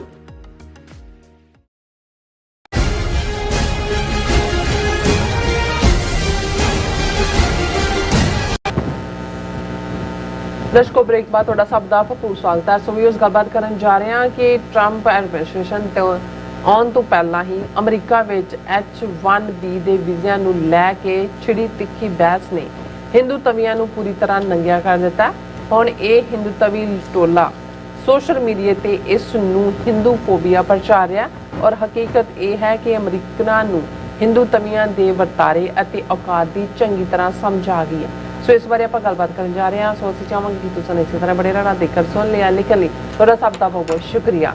ਜੀ ਡਾਕਟਰ ਸਾਹਿਬ ਕੀ ਕਹਿਣਾ ਚਾਹੋਗੇ? ਦੇਖੋ, ਭਾਵੇਂ ਇਹ H1B ਵੀਜ਼ਿਆਂ ਨੂੰ ਲੈ ਕੇ ਬਹਿਸ ਤਾਂ ਕਈ ਦਿਨ ਪੁਰਾਣੀ ਹੈ ਔਰ ਸਾਨੂੰ ਵੀ ਬਹੁਤ ਸਾਰੇ ਵੀਰਾਂ ਨੇ ਕਿਹਾ ਜੀ ਤੁਸੀਂ ਇਸ ਦੇ ਉੱਤੇ ਗੱਲ ਕਰੋ, ਪਰ ਮੈਨੂੰ ਉਦੋਂ ਕਿ ਲੱਗਦਾ ਸੀ ਕਿ ਵੀ ਸ਼ਾਇਦ ਕਈ ਚੀਜ਼ਾਂ ਜਿਹੜੀਆਂ ਇਮੀਡੀਏਟ ਲੱਗ ਰਹੀਆਂ ਹੋਣ ਵੀ ਸਾਡੇ ਫਾਇਦੇ 'ਚ ਜਾ ਰਹੀਆਂ, ਲੌਂਗ ਟਰਮ ਸਾਨੂੰ ਅਸੀਂ ਕਿਤੇ ਵੀ ਜਿਹੜੀ ਰੇਸਿਜ਼ਮ ਹੈ ਜਾਂ ਨਫ਼ਰਤ ਹੈ ਜਾਂ ਕਿਸੇ ਪ੍ਰਤੀ ਵੀ ਕਿਸੇ ਚੀਜ਼ ਸਿਚੁਏਸ਼ਨ ਨੂੰ ਜਨਰਲਾਈਜ਼ ਕਰਨਾ ਹੈ, ਉਸ ਨੂੰ ਸਾਨੂੰ ਮੈਨੂੰ ਇਹ ਲੱਗਦਾ ਹੁੰਦਾ ਵੀ ਨਹੀਂ, ਇਹ ਇੱਕ ਠੀਕ ਪਹੁੰਚ ਨਹੀਂ ਹੁੰਦੀ। ਲੇਕਿਨ ਇਹ ਸਾਰੇ ਦੇ ਜਿਉਂ-ਜਿਉਂ ਇਹਨੂੰ ਮੈਂ ਮੋਨੀਟਰ ਜ਼ਰੂਰ ਕਰ ਰਿਹਾ ਸੀ, ਕਿਉਂਕਿ ਇਸ ਗੱਲ ਦਾ ਧਿਆਨ ਰਿਹਾ ਕਿ ਜਿਹੜਾ ਪ੍ਰੈਜ਼ੀਡੈਂਟ ਟਰੰਪ ਦਾ ਸਾਰਾ ਕੈਂਪੇਨ ਸੀ, ਜਿੱਥੇ ਅਮਰੀਕਾ ਫਸਟ ਦੇ ਥੱਲੇ ਸੀ, ਉੱਥੇ ਨਾਲ ਦੀ ਨਾਲ ਇਲੀਗਲ ਜਿਹੜੇ ਲੋਕ ਨੇ 11 ਮਿਲੀਅਨ ਤੋਂ ਜ਼ਿਆਦਾ ਉਹਨਾਂ ਨੂੰ ਕੱਢਣ ਦੀ ਲਾਈਨ ਸੀ ਔਰ ਇਹ ਵੀ ਲੋਕਾਂ ਨੂੰ ਆਪਣੇ ਅਮਰੀਕਨਸ ਨੂੰ ਐਸ਼ੋਰੈਂਸ ਸੀ ਕਿ ਵੀ ਜਿਹੜੇ ਜੌਬਸ ਨੇ ਅਮਰੀਕਾ ਦੇ ਉਹ ਅਮਰੀਕਨਸ ਲਈ ਤੁਹਾਡੇ ਲਈ ਸਭ ਤੋਂ ਪਹਿਲਾਂ ਨੇ ਔਰ ਉਸ ਤੋਂ ਬਾਅਦ ਜਿਹੜਾ ਕਿਸੇ ਕੋਈ ਹੋਰ ਇਹਦਾ ਹੱਕਦਾਰ ਹੈ।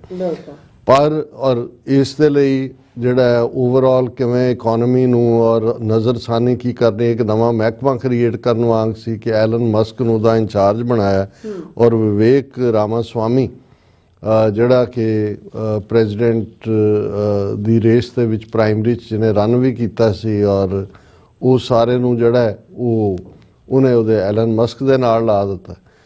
ਹੁਣ ਕਈ ਵਾਰ ਇਹ ਹੁੰਦਾ ਕਿ ਵੀ ਇੱਕ ਪੰਜਾਬੀ ਦੀ ਐਕਸਪ੍ਰੈਸ਼ਨ ਹੈ ਵੀ ਚੋਰ ਨਾਲੋਂ ਪੰਡ ਕਾਲੀ। ਹੁਣ ਕਈ ਚੀਜ਼ਾਂ 'ਚ ਜਦੋਂ ਤੁਹਾਨੂੰ ਪਾਵਰ ਜਾਂ ਕੋਈ ਵੀ ਚੀਜ਼ ਅਥਾਰਟੀ ਮਿਲਦੀ ਹੈ ਤੇ ਤੁਹਾਡਾ ਅੰਦਰ ਵੀ ਬਾਹਰ ਆ ਜਾਂਦਾ ਹੈ।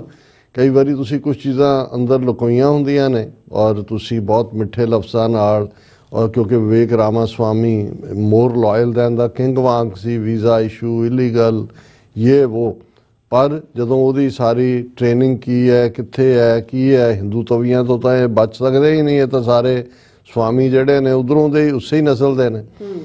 ਹੁਣ ਜਦੋਂ ਉਸ ਨੇ ਇੱਕ ਲਿਖਤ ਦੇ ਵਿੱਚ ਉਹਦਾ ਅੰਦਰ ਜ਼ਾਹਰ ਹੋਇਆ ਜਿਹਨੂੰ ਗੁਰੂ ਨਾਨਕ ਪਾਤਸ਼ਾਹ ਨੇ ਇੱਕ ਥਾਂ ਫਰਮਾਇਆ ਕਿ ਜੋ ਜੀ ਹੋਏ ਸੋ ਉਗਵੇ ਮੂੰਹ ਕਾ ਕਿਹਾ ਵਾਓ ਬੀਜੇ ਬਿਖ ਮੰਗੇ ਅੰਮ੍ਰਿਤ ਵੇਖੋ ਇਹੋ ਨਿਆਓ, ਕਿ ਜੇ ਤੁਸੀਂ ਜ਼ਹਿਰ ਬੀਜ ਕੇ ਅੰਮ੍ਰਿਤ ਮੰਗਦੇ ਹੋ ਇਹ ਨਿਆਂ ਨਹੀਂ ਹੁੰਦਾ ਔਰ ਜੋ ਤੁਹਾਡੇ ਅੰਦਰ ਹੁੰਦਾ ਹੈ ਉਹ ਅਲਟੀਮੇਟਲੀ ਬਾਹਰ ਆ ਜਾਂਦਾ। ਕਈ ਵਾਰੀ ਮੂੰਹ ਚੋਂ ਤੁਸੀਂ ਹਵਾ ਕੱਢਦੇ ਹੋ, ਕੋਈ ਮਿੱਠੇ ਬੋਲ ਬੋਲ ਕੇ ਕਿਸੇ ਨੂੰ ਧੋਖਾ ਦੇ ਸਕਦੇ ਹੋ, ਪਰ ਹਕੀਕਤ ਜਿਹੜੀ ਆ ਉਹ ਉਹੀ ਹੁੰਦੀ ਹੈ।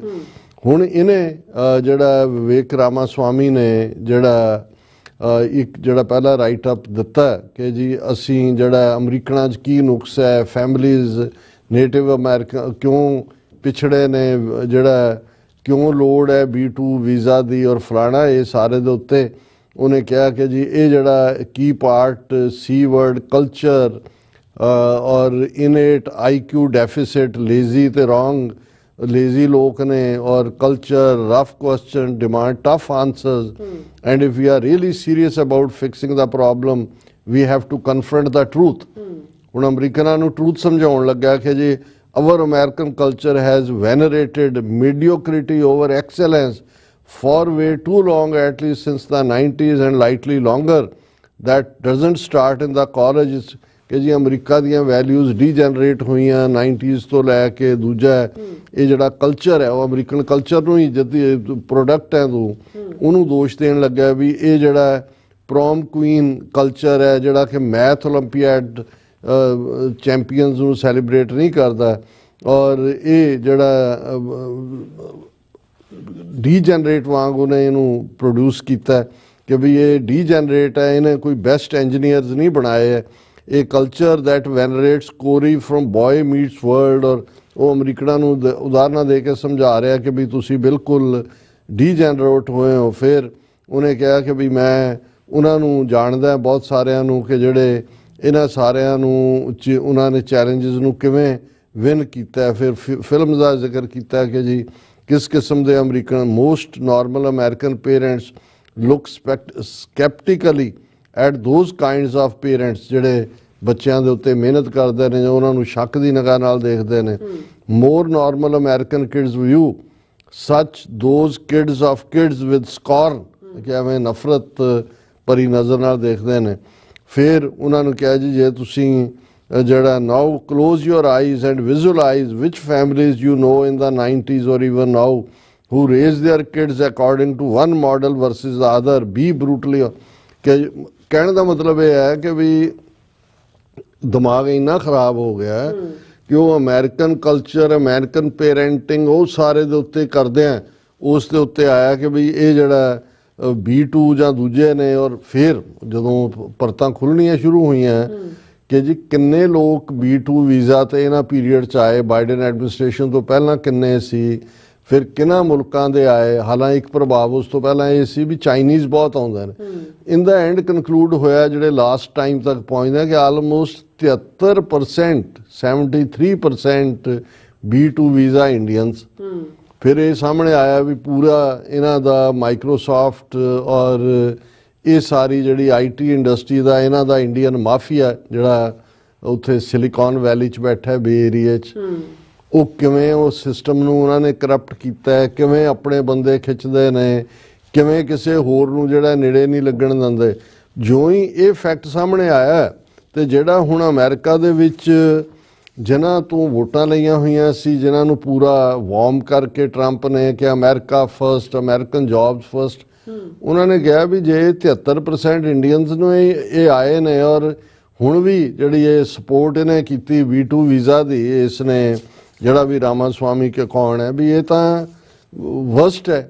ਉਹਨਾਂ ਨੇ ਆਪਣਾ ਪੂਰਾ ਮੋਰਚਾ ਸੰਭਾਲ ਲਿਆ, ਉਹਨਾਂ ਨੇ ਇੰਡੀਅਨਸ ਦੀਆਂ ਕਰਤੂਤਾਂ ਪੂਰਾ ਇਹਨਾਂ ਦਾ ਸੋ ਕਾਲਡ ਉਹਨੇ ਨਾਲ ਦੀ ਨਾਲ ਅਮਰੀਕਨ ਕਲਚਰ ਨੂੰ ਪੜ੍ਹਿਆ, ਉਹਨਾਂ ਨੇ ਕੱਢ ਲਿਆ ਕਿ ਗਊ ਮੂਤਰ ਪੀਣ ਵਾਲੇ, ਗੋਆ ਖਾਣ ਵਾਲੇ, ਚੋਰ, ਕਰਪਟ, ਫਲਾਣਾ, ਕਿਵੇਂ ਇਹਨਾਂ ਨੇ ਜਿਹੜਾ ਇਹ ਸਾਰਾ IT ਇੰਡਸਟਰੀ ਔਰ ਦੂਸਰੇ ਤੀਸਰੇ ਦੇ ਵਿੱਚ ਕਿਸ ਲੈਵਲ ਦਾ ਜਿਹੜੇ ਘਪਲੇਬਾਜ਼ੀਆਂ ਔਰ ਕਰਪਸ਼ਨ ਦੂਜੇ ਤੀਜੇ ਕੀਤਾ। ਜਦੋਂ ਇਹ ਹੋਇਆ ਔਰ ਉਹਨਾਂ ਨੇ ਜ਼ਾਹਰ ਹੈ ਇੰਡੀਅਨ ਕਹਿ ਕੇ ਕਰਨਾ ਸੀ, ਕਈਆਂ ਨੂੰ ਉਹਨਾਂ ਨੇ ਹਿੰਦੂ ਕਹਿ ਕੇ ਵੀ ਕੀਤਾ, ਫਿਰ ਇਹਨਾਂ ਨੂੰ ਸਨ ਕੱਪੜੀ ਅੱਗ ਲੱਗ ਗਈ, ਫਿਰ ਇਹਨਾਂ ਨੇ ਆਪਣੇ IT ਸੈੱਲ ਨੂੰ ਐਕਟਿਵ ਕਰਤਾ, ਦੂਜਾ ਹਿੰਦੂ ਫੋਬੀਆ ਇਹ ਰੌਲਾ ਪਾਤਾ ਕਿ ਜੀ ਇਹ ਤਾਂ ਹਿੰਦੂ ਫੋਬੀਆ ਹੋ ਗਿਆ। ਹਾਲਾਂਕਿ ਇਹ ਠੀਕ ਨਹੀਂ ਹੈ ਕਿਉਂਕਿ ਔਰ ਇਹਦੇ ਉੱਤੇ ਹੀ ਜਿਹੜਾ ਮੇਰੇ ਕੋਲ ਵੈਸੇ ਪੁਆਇੰਟ ਵਾਈਜ਼ ਪ੍ਰੈਜੈਂਟੇਸ਼ਨ ਵੀ ਸੀ, ਪਰ ਮੈਂ ਘੜੀ ਵੱਲ ਦੇਖ ਰਿਹਾ, ਅੱਜ ਪ੍ਰੋਗਰਾਮ ਥੋੜਾ ਲੇਟ ਵੀ ਸ਼ੁਰੂ ਹੋਇਆ ਔਰ ਉਹਦੇ ਤੇ ਬੇਸਡ ਇੱਕ ਟਵੀਟ ਡਾਕਟਰ ਪ੍ਰਿਤਪਾਲ ਸਿੰਘ ਜਿਹੜੇ US ਕਾਂਗਰੈਸ਼ਨਲ ਸਿੱਖ ਕਾਕਸ ਕਮੇਟੀ ਦੇ ਕੋਆਰਡੀਨੇਟਰ ਨੇ, ਉਹਨਾਂ ਨੇ ਕੀਤਾ। ਉਹਨਾਂ ਨੇ ਕਿਹਾ ਵੀ ਇਹ ਜਿਹੜਾ Hinduphobia is an exaggerated narrative circulated to shield the Indian government and its proxies from accountability in America.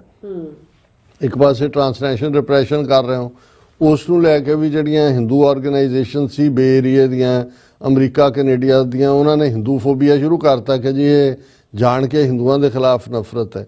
ਉਹਨਾਂ ਨੇ ਕਿਹਾ ਕਿ ਵੀ the sudden spike in alarm over so called Hinduphobia often lacks concrete evidence but it powerfully distracts from deeper concerns about India's transnational repression targeting Americans on American soil.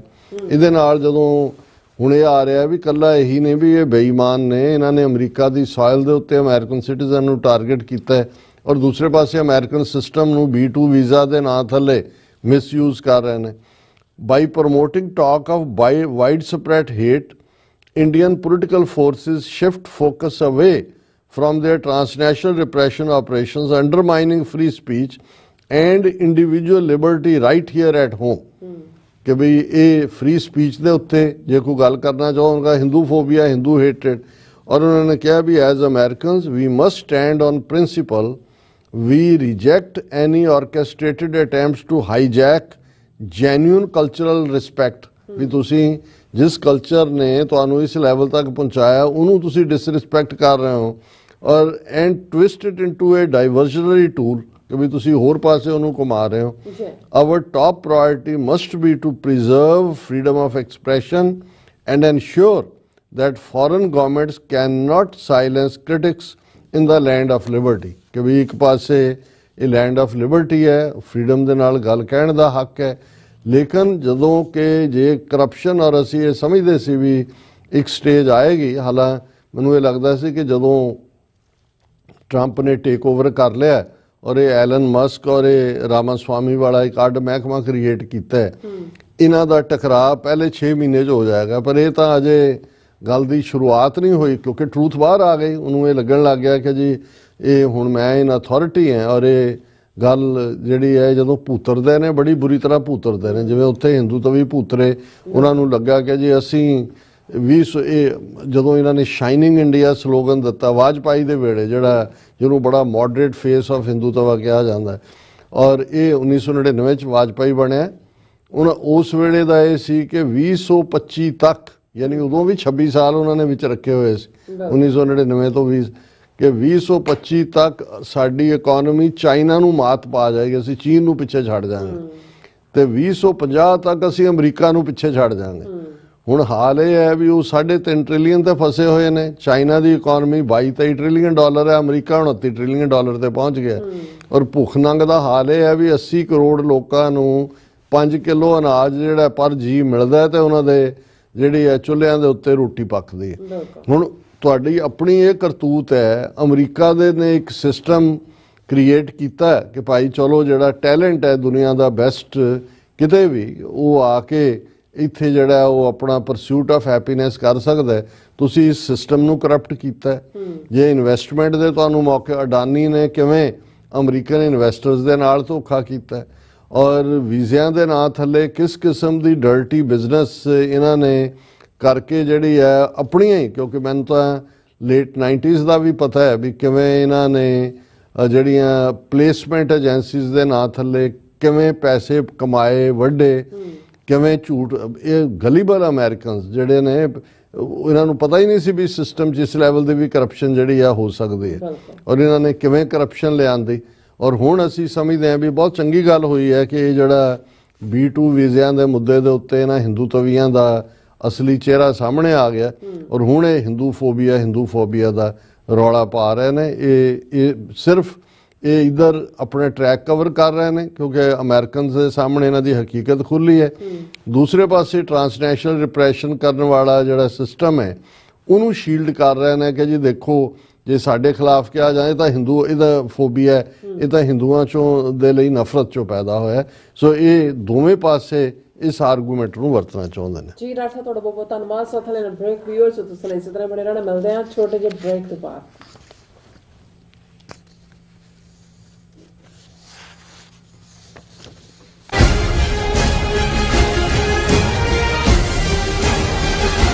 ਕੀ ਤੁਸੀਂ ਆਪਣੇ Texas ਨੂੰ ਲੈ ਕੇ ਚਿੰਤਤ ਹੋ?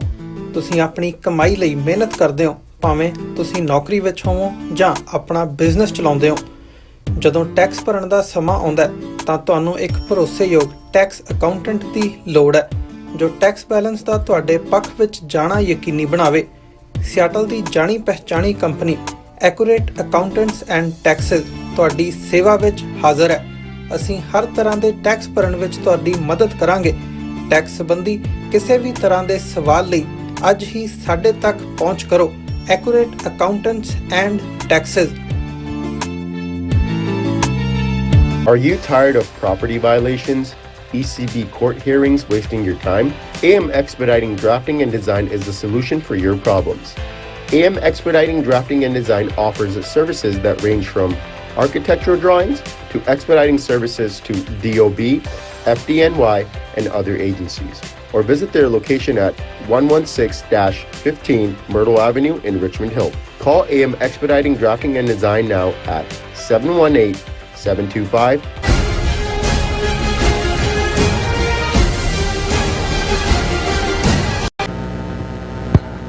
Viewers, welcome back to our program. So viewers, ਗੱਲਬਾਤ ਕਰਨ ਜਾ ਰਹੇ ਹਾਂ ਕਿ ਭਾਰਤ ਦਾ ਵਿਦੇਸ਼ ਮੰਤਰੀ ਐਸ ਜੈ ਸ਼ੰਕਰ 3 ਦਿਨ ਵਾਸ਼ਿੰਗਟਨ DC ਆ ਕੇ ਤਰਲੇ ਮਿੰਨਤਾਂ ਕਰਦਾ ਰਿਹਾ ਕਿ 20 ਜਨਵਰੀ ਨੂੰ ਪ੍ਰੈਜ਼ੀਡੈਂਟ ਟਰੰਪ ਦੇ ਸਹੁੰ ਚੁੱਕ ਸਮਾਗਮ ਵਿੱਚ ਮੋਦੀ ਨੂੰ ਵੀ ਸੱਦਾ ਪੱਤਰ ਦਿੱਤਾ ਜਾਵੇ। ਪਰ ਸੱਦਾ ਪੱਤਰ ਤਾਂ ਕੀ ਮਿਲਣਾ ਸੀ?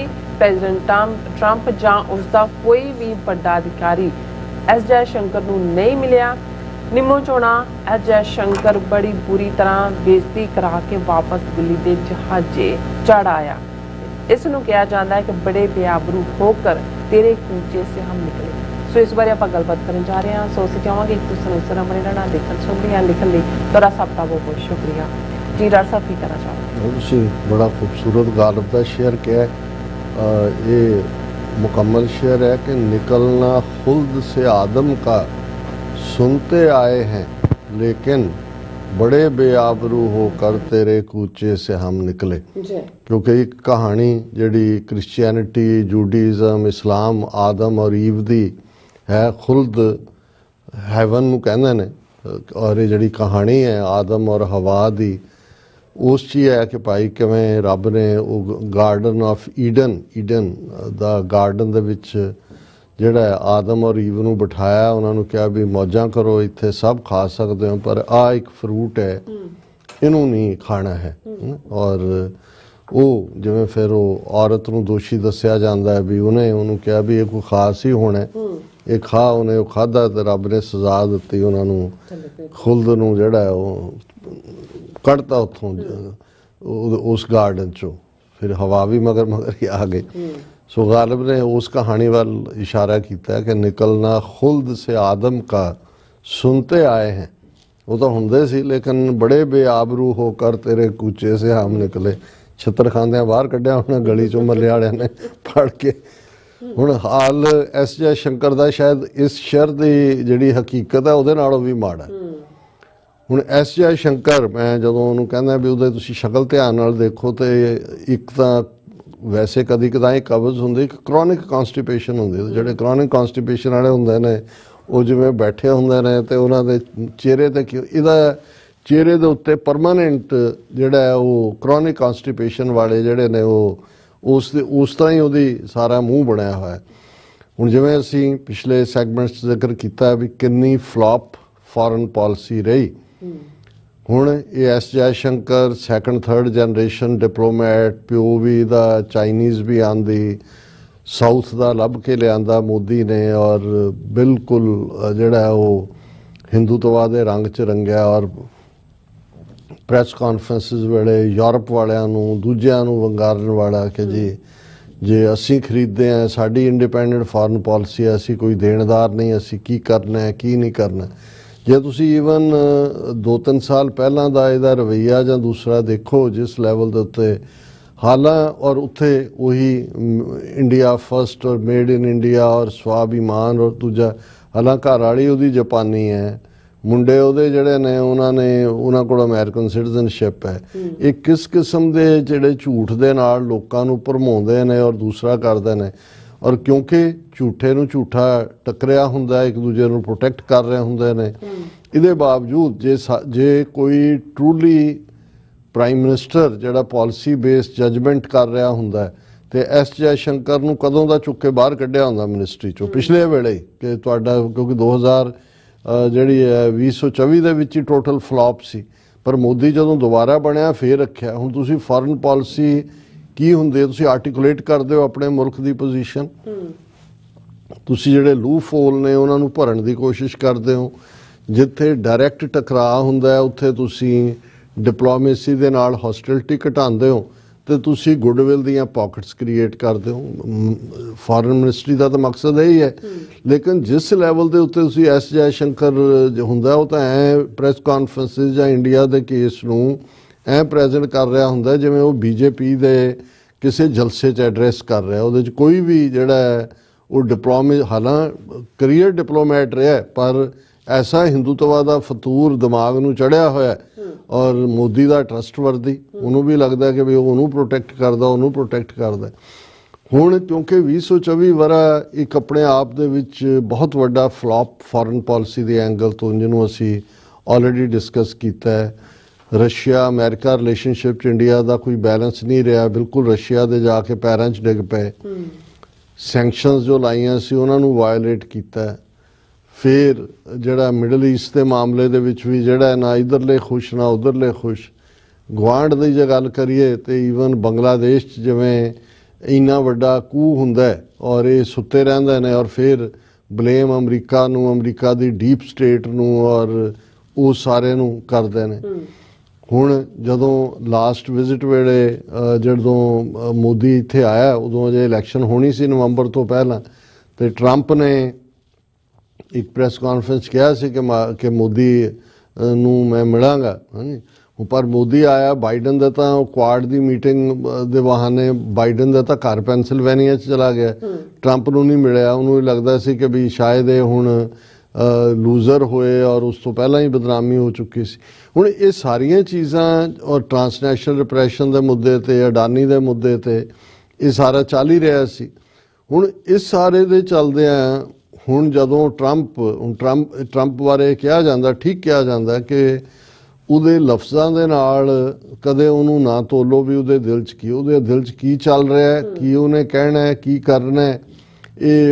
ਇਹ ਨਹੀਂ ਹੈ ਵੀ ਉਹ ਇੰਪਲਸਿਵ ਹੈ ਜਾਂ ਦੂਜਾ ਇੰਪਲਸਿਵ ਵੀ ਨਹੀਂ ਹੈ, ਉਹ ਬੜਾ ਉਹਦਾ ਕੈਲਕੂਲੇਟਡ ਹੁੰਦਾ ਹੈ। ਉਹ ਇੱਕ ਚੰਗੇ ਜਿਹੜਾ ਪਲੇਅਰ ਵਾਂਗੂ, ਚੈਸ ਪਲੇਅਰ ਵਾਂਗੂ ਉਹਨੂੰ ਪਤਾ ਹੈ ਵੀ ਉਹਨੇ ਕਿਹੜੀ ਚਾਲ ਚੱਲਣੀ ਹੈ। ਹੁਣ ਵਰਬਲੀ ਤਾਂ ਉਹਨੇ ਮੋਦੀ ਮਾਈ ਫਰੈਂਡ ਮੋਦੀ ਕਹਿ ਕੇ ਵੀ ਐਡਰੈਸ ਕਰਦਾ ਰਿਹਾ ਇੱਕ ਜ਼ਮਾਨੇ 'ਚ, ਪਰ ਨਾਲ ਦੀ ਨਾਲ India is a king of tariffs ਇਹ ਵੀ ਉਹਨੇ ਦੱਸ ਵੀ ਦਿੱਤਾ, ਉਹਦੀਆਂ ਪ੍ਰਾਇਰਟੀ ਸੀ ਨੇ। ਪਰ ਮੋਦੀ ਪ੍ਰਤੀ ਜਾਂ ਇੰਨੀ ਜਿਹੜਾ ਗੁੱਸਾ ਔਰ ਨਫ਼ਰਤ ਟਰੰਪ ਲੈ ਕੇ ਬੈਠਾ ਹੋਇਆ, ਇਹਨਾਂ ਸ਼ਾਇਦ ਜਿਹੜੇ ਮੋਦੀ ਦੇ ਜਾਂ ਇੰਡੀਆ ਦੇ ਕ੍ਰਿਟਿਕ ਨੇ ਉਹਨਾਂ ਨੂੰ ਵੀ ਅੰਦਾਜ਼ਾ ਨਹੀਂ ਹੋਣਾ ਕਿ ਵੀ ਹੁਣ 20 ਤਰੀਕ ਨੂੰ 20 ਜੂਨ ਨੂੰ ਸਹੁੰ ਚੁੱਕ ਸਮਾਗਮ ਹੈ। 10 ਮੁਲਕਾਂ ਦੇ ਹੈਡ ਆਫ ਸਟੇਟਸ ਨੂੰ ਟਰੰਪ ਨੇ ਇਨਵਾਈਟ ਕੀਤਾ ਹੈ ਕਿ ਉਹਦੇ 'ਚ ਆਓ, ਉਹਨੂੰ ਵੱਡੀ ਸੈਲੀਬ੍ਰੇਸ਼ਨ ਮਨਾਉਣ, ਜਿਹਨਾਂ ਚੀਨ ਵੀ ਹੈ, ਇਟਲੀ ਵੀ ਹੈ, ਐਲ ਸੈਲਵਾਡੋਰ ਵਰਗੇ ਨਿੱਕੇ ਨਿੱਕੇ ਮੁਲਕ ਨੇ, ਉਹਦੇ 'ਚ ਇੰਡੀਆ ਨਹੀਂ ਹੈ, ਮੋਦੀ ਨਹੀਂ ਹੈ। ਹੁਣ ਉਹਨਾਂ ਨੂੰ ਬੜਾ ਸ਼ੌਕ ਲੱਗਾ ਕਿਉਂਕਿ ਆਪਣੀ ਡੋਮੈਸਟਿਕ ਕਰਾਊਡ ਨੂੰ ਵੀ ਉਹਨਾਂ ਨੇ ਆਪਣਾ ਸੌਦਾ ਵੇਚਣਾ ਔਰ ਉਹ ਖੁਦ ਹੀ ਮੰਨ ਬੈਠੇ ਵੀ ਅਸੀਂ ਤਾਂ ਇੰਟਰਨੈਸ਼ਨਲ ਵਰਲਡ ਲੀਡਰ ਬਣ ਗਿਆ ਮੋਦੀ ਤੋਂ ਬਿਨਾਂ ਤਾਂ ਨਾ ਟਰੰਪ ਕੋਈ ਫੈਸਲਾ ਕਰਦਾ ਨਾ ਪੁਤਿਨ ਕਰਦਾ। ਹਾਲਾਂਕਿ ਚਾਈਨਾ ਨੇ ਵੀ ਉਹਦੀ ਔਕਾਤ ਦਿਖਾ ਦਿੱਤੀ ਹੈ, ਰਸ਼ੀਆ ਦੇ ਤਾਂ ਪੈਰੀਂ ਪਏ ਨੇ ਜਾ ਕੇ। ਹੁਣ ਇਸ ਸਾਰੇ ਦੇ ਚਲਦਿਆਂ ਮੋਦੀ ਨੂੰ ਲੱਗਾ ਲੈ ਇਹ ਕਿਹੜੀ ਗੱਲ ਹੈ ਕਿ ਵੀ ਸਾਨੂੰ ਸੱਦਾ ਨਾ ਮਿਲੇ। ਉਹਨੇ ਕਿਹਾ ਜੀ ਹੁਣ ਆ ਰਹੇ ਨੇ ਟਰੰਪ ਦੇ ਨਵੇਂ ਵੀ, ਉਹਨਾਂ ਦੇ ਨਾਲ ਵੀ ਜਾ ਕੇ ਗੰਢ ਸੰਢ ਕਰੀਏ। ਤੇ ਉਹਨਾਂ ਨੇ ਐਸ ਜੈ ਸ਼ੰਕਰ ਨੂੰ ਉਹਨਾਂ ਦਿਨਾਂ 'ਚ 25, 26, 27 ਦਸੰਬਰ ਵਾਲੇ ਜਿਹੜੇ ਉਹ ਪੀਰੀਅਡ ਹੈ, ਦਸੰਬਰ 2021 ਤੋਂ ਬਾਅਦ ਅਸੀਂ ਅੱਗੇ ਵੀ ਜ਼ਿਕਰ ਕੀਤਾ ਸੀ, ਇਹ ਤਾਂ ਹੌਲੀਡੇ ਸੀਜ਼ਨ ਹੁੰਦਾ ਵਾਸ਼ਿੰਗਟਨ DC 'ਚ, ਕ੍ਰਿਸਮਸ ਸੈਲੀਬ੍ਰੇਸ਼ਨ ਦੂਜੀਆਂ, ਕੋਈ ਕਿਸੇ ਨੂੰ ਮਿਲਦਾ ਨਹੀਂ ਹੈ। ਔਰ ਇਸ ਪੀਰੀਅਡ 'ਚ ਸਿਰਫ ਜਿਹੜੀ ਉਹ ਕੀਨਨੈਸ ਸੀ ਕਿ ਵੀ ਸੱਦਾ ਮੋਦੀ ਨੂੰ ਮਿਲੇ। ਔਰ ਦੂਜਾ ਹੁਣ ਹੋਇਆ ਕੀ ਔਰ ਕਿਸ ਕਦਰ ਇਹਦੀ ਡਿਜ਼ਾਸਟਰਸ ਵਿਜ਼ਿਟ ਰਹੀ ਕਿ ਕੋਈ ਵੀ ਜਿਹੜਾ ਟਰੰਪ ਦਾ ਨੋਮੀਨੀ ਜਿਹਨਾਂ ਦੀ ਕਨਫਰਮੇਸ਼ਨ ਹੋਣੀ ਹੈ ਉਹ ਐਸ ਜੈ ਸ਼ੰਕਰ ਨੂੰ ਨਹੀਂ ਮਿਲਿਆ। ਬਿਲਕੁਲ ਇੱਥੇ 3 ਦਿਨ ਐਂਡ ਉਹਨੂੰ ਬਲਿੰਕਨ ਨੂੰ ਜਾਂ ਜੈਕ ਸਲੀਵਾਨ ਜਿਹੜੇ ਆਲਰੇਡੀ ਆਊਟਗੋਇੰਗ ਬਾਈਡਨ ਐਡਮਿਨਿਸਟ੍ਰੇਸ਼ਨ ਦੇ ਉਹਨਾਂ ਨੇ ਦੇ ਦਿੱਤਾ, ਲੇਕਿਨ ਕੋਈ ਪ੍ਰੈਸ ਰਿਲੀਜ਼ ਜਾਰੀ ਨਹੀਂ ਹੋਈ, ਕੋਈ ਬਾਈਲੈਟਰਲ ਕੀ ਡਿਸਕਸ ਵੀ ਕੀ ਹੋਣਾ ਸੀ। ਉਹ ਤਾਂ ਸਾਰੇ ਹੁਣ ਜਾ ਰਹੇ ਨੇ, ਉਹ ਤਾਂ ਸਮਾਨ ਪੈਕ ਕਰਨ ਤੇ ਲੱਗੇ ਨੇ, ਸਾਰੀ ਟੀਮ ਟਰੰਪ ਦੀ ਨੇ ਲੈਣਾ। ਔਰ ਸਭ ਤੋਂ ਵਰਸਟ ਇਹ ਹੋਇਆ ਵੀ ਟਰੰਪ ਨੇ ਤਾਂ ਕੀ ਮਿਲਣਾ ਸੀ, ਹਾਲਾਂਕਿ ਐਸ ਜੈ ਸ਼ੰਕਰ ਤਾਂ ਟਰੰਪ ਨਾਲ ਮਿਲ ਕੇ ਕਰਨਾ, ਕੋਈ ਵੀ ਆਫੀਸ਼ੀਅਲ ਨਹੀਂ ਮਿਲਿਆ ਔਰ ਈਵਨ ਇਨਵੀਟੇਸ਼ਨ ਵੀ ਨਹੀਂ, ਹੁਣ ਤੱਕ ਵੀ ਨਹੀਂ ਮਿਲਿਆ। ਹੁਣ ਅੱਜ ਅਸੀਂ 2 ਜਨਵਰੀ ਨੂੰ ਗੱਲ ਕਰ ਰਹੇ ਹਾਂ, ਹੁਣ ਜੇ ਮਿਲੇ ਵੀ ਤੇ ਉਹ ਜਿਹੜਾ ਉਹ ਬਿਲਕੁਲ ਨਕੰਮੇ ਵਰਗਾ ਕੰਮ ਹੋਏਗਾ। ਔਰ ਇਸ ਦੇ ਉੱਤੇ ਸਭ ਤੋਂ ਵਧੀਆ ਚੁਟਕੀ ਲਈ ਸੁਬਰਾਮਨੀਅਮ ਸਵਾਮੀ ਨੇ, ਜਿਹੜਾ RSS ਦਾ ਆਈਡੀਆਲੋਗ ਹੈ, ਔਰ ਉਹਨੇ ਟਵੀਟ ਕੀਤਾ, ਉਹਨੇ ਕਿਹਾ ਕਿ haven't had food for S Jaishankar haven't had food for 2 days and waiting outside the White House for one invitation for Modi ji. ਉਹਨੇ ਕਿਹਾ ਵੇਟਰ ਵੀ ਉਹਨੇ ਕਿਹਾ ਇਹਦੇ 'ਚ ਕਿ ਵੀ ਐਸ ਜੈ ਸ਼ੰਕਰ ਇੱਕ ਵੇਟਰ ਵਾਂਗ ਵਾਈਟ ਹਾਊਸ ਦੇ ਬਾਹਰ 2 ਦਿਨ ਭੁੱਖਾ ਪਿਆਸਾ, ਵਾਕਿਆ ਉਹਦੀ ਜਦੋਂ ਮੈਂ ਸ਼ਕਲ ਵੀ ਦੇਖੀ ਮੈਂ ਕਿਹਾ ਕਰੋਨਿਕ ਕੌਨਸਟੀਪੇਸ਼ਨ ਤਾਂ ਹੈ ਹੀ ਹੈ, ਤਾਂ ਹੁਣ ਕਰੋਨਿਕ ਹੰਗਰ ਦਾ ਵੀ ਸ਼ਿਕਾਰ ਹੈ ਕਿ ਵੀ 2 ਦਿਨ ਬਿਨਾਂ ਬਿਨਾਂ ਕੁਝ ਖਾਧੇ ਪੀਤੇ ਭੁੱਖਾ ਪਿਆਸਾ S Jai Shankar white house ਦੇ ਬਾਹਰ ਬੈਠਾ ਰਿਹਾ ਔਰ ਮੋਦੀ ਨੂੰ ਫਿਰ ਵੀ ਇਨਵੀਟੇਸ਼ਨ ਨਹੀਂ ਮਿਲਿਆ। ਹੁਣ ਜਦੋਂ ਇਸ ਹੱਦ ਤੱਕ ਚਲਾ ਜਾਏ ਕੁਝ, ਹੁਣ ਇਹ ਕਿੱਥੇ ਹੈ। ਔਰ ਬਹੁਤ ਸਾਰੇ ਇੰਡੀਪੈਂਡੈਂਟ ਮਾਈਂਡਡ ਯੂਟਿਊਬਰ ਵੀ ਕਰਸ ਕਰ ਰਹੇ ਨੇ ਕਿ ਵੀ ਕਿਸ ਲੈਵਲ ਦਾ, ਕਿੱਥੇ ਰੈਪੂਟੇਸ਼ਨ ਮੁਲਕ ਦਾ, ਕਿਸ ਲੈਵਲ ਦੇ ਉੱਤੇ ਗੱਲ।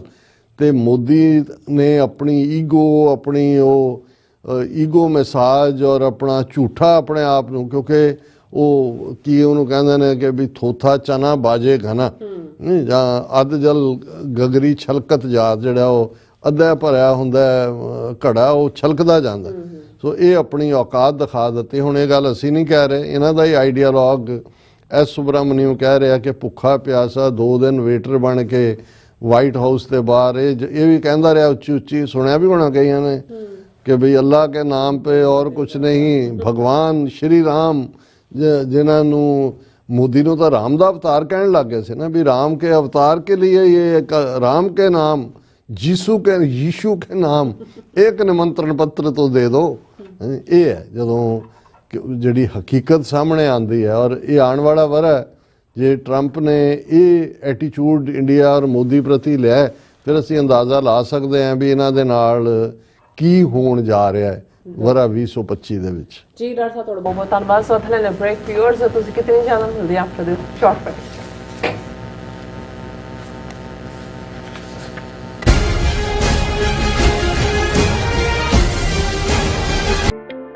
ਸਿਗਨੇਚਰ ਟਰੱਕ ਸਰਵਿਸ ਰਾਊਟ 81 ਉੱਤੇ ਐਗਜ਼ਿਟ 235 ਤੇ ਟਰੱਕਰ ਵੀਰਾਂ ਲਈ 24 ਘੰਟੇ ਰੋਡ ਸਰਵਿਸ ਦੀ ਸੁਵਿਧਾ ਮੌਜੂਦ।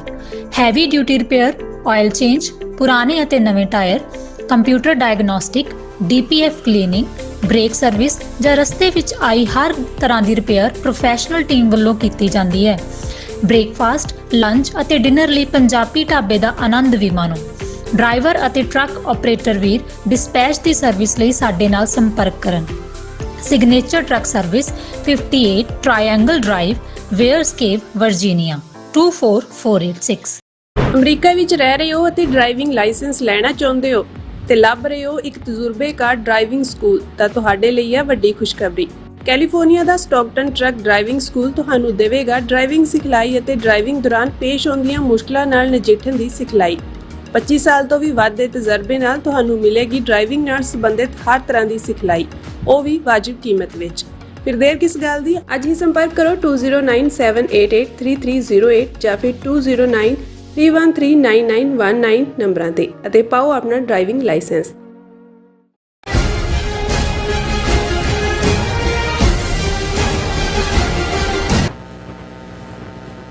Viewers welcome back to programme. So ਵੀਰਸ ਗੱਲਬਾਤ ਕਰਨ ਜਾ ਰਹੇ ਪੰਜਾਬ ਦੇ ਹਵਾਲੇ ਨਾਲ ਕਿ ਪੰਜਾਬ ਦੀ ਪੰਥਕ ਸਿਆਸਤ ਵਿੱਚ ਅੱਜ ਕੱਲ੍ਹ ਇੱਕ ਅਜੀਬ ਕਾਵਾਂਰੌਲੀ ਪਈ ਹੋਈ ਹੈ। ਬਾਦਲ ਅਕਾਲੀ ਦਲ 2 ਦਸੰਬਰ ਦੇ ਅਕਾਲ ਤਖਤ ਦੇ ਹੁਕਮ ਤੋਂ ਪੂਰੀ ਤਰ੍ਹਾਂ ਬਾਗੀ ਨੇ ਅਤੇ ਦੂਸਰੇ ਪਾਸੇ ਪੰਥਕ ਧਿਰਾਂ ਵੱਲੋਂ ਇੱਕ ਨਵੀਂ ਸਿਆਸੀ ਪਾਰਟੀ ਦਾ ਐਲਾਨ ਕਰਨ ਦੀਆਂ ਖਬਰਾਂ ਨੇ।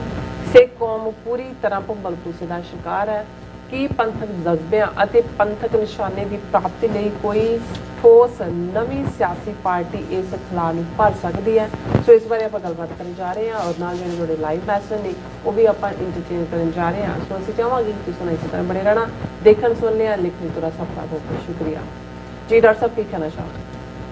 ਦੇਖੋ 2 ਦਸੰਬਰ ਨੂੰ ਜਦੋਂ ਅਕਾਲ ਤਖਤ ਸਾਹਿਬ ਦੀ ਫਸੀਲ ਤੋਂ 5 ਜਥੇਦਾਰਾਂ ਨੇ, ਸਿੰਘ ਸਾਹਿਬਾਨ ਨੇ ਫੈਸਲਾ ਸੁਣਾਇਆ ਔਰ ਸੁਖਬੀਰ ਬਾਦਲ ਨੇ ਅੱਗੇ ਬੈਠ ਕੇ ਕਬੂਲ ਹੈ ਕਬੂਲ ਹੈ ਕਬੂਲ ਹੈ ਸਾਰੇ ਗੁਨਾਹ ਜੋ ਸੀ ਉਹ ਮੰਨੇ, ਉਸ ਦੀ ਐਡਮਿਸਿਬਿਲਿਟੀ ਹੋਈ। ਹਾਲਾਂ ਅਸੀਂ ਉਦੋਂ ਵੀ ਕਿਹਾ ਸੀ ਵੀ ਅਕਾਊਂਟੇਬਿਲਿਟੀ ਨਹੀਂ ਹੋਈ, ਲੇਕਿਨ ਜੋ ਅਕਾਊਂਟੇਬਿਲਿਟੀ ਹੋਈ ਵੀ ਜਿੰਨੀ ਮਾੜੀ ਮੋਟੀ, ਜਿਹਦੇ ਤੋਂ ਇੱਕ ਵੱਡੇ ਤਬਕੇ ਨੂੰ ਲੱਗਾ ਕਿ ਜੀ ਚਲੋ ਅਕਾਲੀ ਦਲ ਦੀ ਰਿਵਾਈਵਲ ਹੋਏਗੀ, ਇਹਨਾਂ ਬਾਦਲਾਂ ਤੋਂ ਜਾਨ ਛੁੱਟੇਗੀ, ਉਹਨਾਂ ਦਾ ਜਿਹੜਾ ਹੋਪ ਵਾਲਾ ਵਰਤਾਰਾ ਸੀ ਜਦੋਂ ਤੱਕ 31 ਦਸੰਬਰ ਆਇਆ, ਅਸੀਂ ਦੇਖਦੇ ਹਾਂ ਵੀ ਇਹਨਾਂ 4 ਹਫ਼ਤਿਆਂ ਦੇ ਵਿੱਚ ਉਹ ਤਾਂ ਕਾਫੂਰ ਹੋਇਆ। ਕਿਉਂਕਿ ਜਿਸ ਅੰਦਾਜ਼ ਦੇ ਵਿੱਚ ਸੁਖਬੀਰ ਬਾਦਲ ਔਰ ਉਹਦੀ ਟੀਮ ਨੇ ਅਕਾਲ ਤਖਤ ਦੇ ਹੁਕਮ ਨੂੰ ਡਿਫਾਈ ਕੀਤਾ, ਨਾ ਅਸਤੀਫੇ ਦਿੱਤੇ ਗਏ, ਨਾ ਜਿਹੜੀ 6-7 ਮੈਂਬਰੀ ਕਮੇਟੀ ਜਿਨ੍ਹਾਂ ਨੇ 6 ਮਹੀਨੇ ਦੇ ਵਿੱਚ ਡੈਲੀਗੇਟ ਭਰਤੀ ਕਰਨੇ ਸੀ ਨਵੀਂ ਚੋਣ ਦੇ ਲਈ,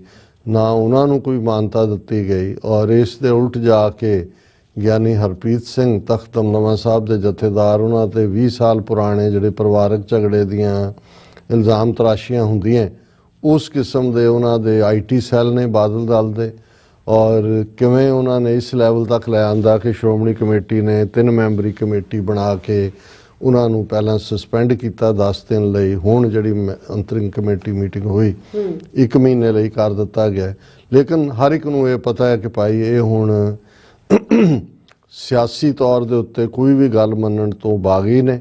ਔਰ ਗਿਆਨੀ ਰਘਬੀਰ ਸਿੰਘ ਜਿਹੜੇ ਅਕਾਲ ਤਖਤ ਦੇ ਜਥੇਦਾਰ ਹੈੱਡ ਗ੍ਰੰਥੀ ਹਰਿਮੰਦਰ ਸਾਹਿਬ ਵੀ, ਉਹ ਇੱਕ ਕਮਜ਼ੋਰ ਸ਼ਖਸੀਅਤ ਨੇ। ਜਿਹੜਾ ਡੈਲੀਗੇਸ਼ਨ ਇੱਕ ਕੁਝ ਸ਼੍ਰੋਮਣੀ ਕਮੇਟੀ ਮੈਂਬਰਾਂ ਦਾ ਮਿਲਿਆ ਜਥੇਦਾਰ ਨੂੰ, ਉਹਨੇ ਕਿਹਾ ਜੀ ਅਸੀਂ ਜੋ ਕਰਨਾ ਅਸੀਂ ਕਰਤਾ, ਹੁਣ ਸੰਗਤ ਨੇ ਦੇਖਣਾ। ਉਸ ਤੋਂ ਇੱਕ ਇੰਡੀਕੇਸ਼ਨ ਇਹ ਜ਼ਰੂਰ ਨਿਕਲੀ ਹੈ ਕਿ ਭਾਈ ਇਹਨਾਂ ਨੇ ਹੁਣ ਕੋਈ ਨਹੀਂ ਕਰਨਾ ਔਰ ਬਾਦਲ ਕਿਆਂ ਦੀ ਆਪਣੀ। ਔਰ ਇਸ ਸਾਰੇ 'ਚ ਜਿੱਥੇ ਇੱਕ ਪਾਸੇ ਮਾਯੂਸੀ ਗੁੱਸੇ ਦਾ ਆਲਮ ਹੈ, ਉੱਥੇ ਦੂਸਰੀਆਂ ਪੰਥਕ ਧਿਰਾਂ ਜਿਹੜੀਆਂ ਆਪੋ ਆਪਣੇ ਤਰੀਕੇ ਦੇ ਨਾਲ ਘੋਲ ਕਰਦੀਆਂ ਰਹੀਆਂ ਨੇ, ਉਹਨਾਂ ਦੇ ਵਿੱਚ ਇਹ ਹੈ ਕਿ ਵੀ ਹੁਣ ਇੰਨਾ ਵੱਡਾ ਗੈਪ ਖਲਾ ਹੈ ਕਿ ਅਕਾਲੀ ਦਲ ਦੀ ਰਿਵਾਈਵਲ ਦਾ ਤਾਂ ਕੋਈ ਚਾਂਸ ਨਹੀਂ। ਉਹ ਤਾਂ ਇਹ ਜੋ ਹੋਇਆ ਸੋ ਹੋ ਗਿਆ, ਇਹਨਾਂ ਨੇ ਨਹੀਂ ਮੰਨਣਾ ਹੈ ਔਰ ਉਹਦੇ ਤੋਂ ਸਿੱਖਾਂ 'ਚੋਂ ਇਹ ਨਕਾਰੇ ਗਏ ਨੇ।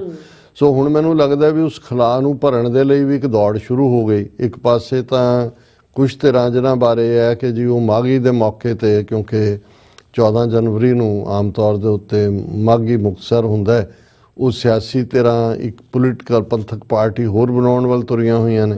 ਇਨ ਦਾ ਮੀਨ ਟਾਈਮ ਇਹ ਖਬਰ ਵੀ ਮੈਂ ਦੇਖੀ ਹੈ ਕਿ ਭਾਈ ਅੰਮ੍ਰਿਤਪਾਲ ਸਿੰਘ ਦੇ ਪਿਤਾ ਜੀ ਨੇ ਐਲਾਨ ਕੀਤਾ, ਤਰਸੇਮ ਸਿੰਘ ਉਹਨਾਂ ਦਾ ਨਾਂ ਹੈ, ਕਿ ਅਸੀਂ ਇੱਕ ਪੋਲੀਟੀਕਲ ਆਊਟਫਿਟ 14 जनवरी ਨੂੰ ਲਾਂਚ ਕਰਾਂਗੇ ਕਿ ਸਿਆਸੀ ਧਿਰ ਹੁਣ ਇਹ ਸਿਆਸੀ ਧਿਰ ਬਾਕੀ ਧਿਰਾਂ ਦੇ ਨਾਲ ਮਿਲ ਕੇ ਕਰਨ ਵਾਲੀ ਹੈ ਜਾਂ ਇਹਨਾਂ ਨੂੰ ਲੱਗਾ ਵੀ ਦੂਸਰੀ ਇਹ ਸਿਆਸੀ ਧਿਰਾਂ ਕਰਨ ਜਾ ਰਹੀਆਂ ਤੇ ਇਹਨਾਂ ਨੇ ਆਪਣੇ ਤੌਰ ਤੇ ਕੀਤਾ ਹੈ। ਪਰ ਇਸ ਸਾਰੇ ਦੇ ਚੱਲਦਿਆਂ ਇੱਕ ਪਾਸੇ ਤਾਂ ਅਸੀਂ ਇਹ ਦੇਖ ਰਹੇ ਹਾਂ ਕਿ ਕਿਤੇ ਨਾ ਕਿਤੇ ਜਿੱਥੇ ਇਕਸਾਰਤਾ ਲੱਗਦੀ ਹੈ, ਜਿਵੇਂ ਜਿਹੜੇ 3 ਸਿੱਖ ਨੌਜਵਾਨ ਗੁਰਦਾਸਪੁਰ ਜ਼ਿਲ੍ਹੇ ਦੇ ਪੀਲੀਭੀਤ ਝੂਠੇ ਪੁਲਿਸ ਮੁਕਾਬਲੇ 'ਚ ਮਾਰੇ ਸੀ ਆਲਮੋਸਟ 9 ਦਿਨ ਪਹਿਲਾਂ, ਉਹ ਉਹਨਾਂ ਦੀ ਯਾਦ ਦੇ ਵਿੱਚ ਜਿਹੜਾ ਹੈ ਉਹ ਗੁਰਦਾਸਪੁਰ ਦੇ ਵਿੱਚ ਭੋਗ ਪਾਇਆ ਗਿਆ ਔਰ ਆਲਮੋਸਟ ਪੰਥਕ ਧਿਰਾਂ ਜਿਨ੍ਹਾਂ 'ਚ ਦਲ ਖਾਲਸਾ, ਸ਼੍ਰੋਮਣੀ ਅਕਾਲੀ ਦਲ ਅੰਮ੍ਰਿਤਸਰ, ਦਮਦਮੀ ਟਕਸਾਲ, ਰਣਜੀਤ ਸਿੰਘ, ਇਹ ਸਾਰੇ ਜਿਹੜੇ ਨੇ ਇਹ ਗੁਰਦੁਆਰਾ ਨਾਨਕਸਰ ਕਲਾਨੌਰ ਦੇ ਵਿੱਚ ਹੋਇਆ। ਉੱਥੇ ਉਹਨਾਂ ਨੂੰ ਉਹਨਾਂ ਦੇ ਪਰਿਵਾਰਾਂ ਨੂੰ ਸਿਰੋਪਾਓ ਦਿੱਤੇ ਗਏ, ਫਾਈਨੈਂਸ਼ੀਅਲ ਹੈਲਪ ਦਾ ਵੀ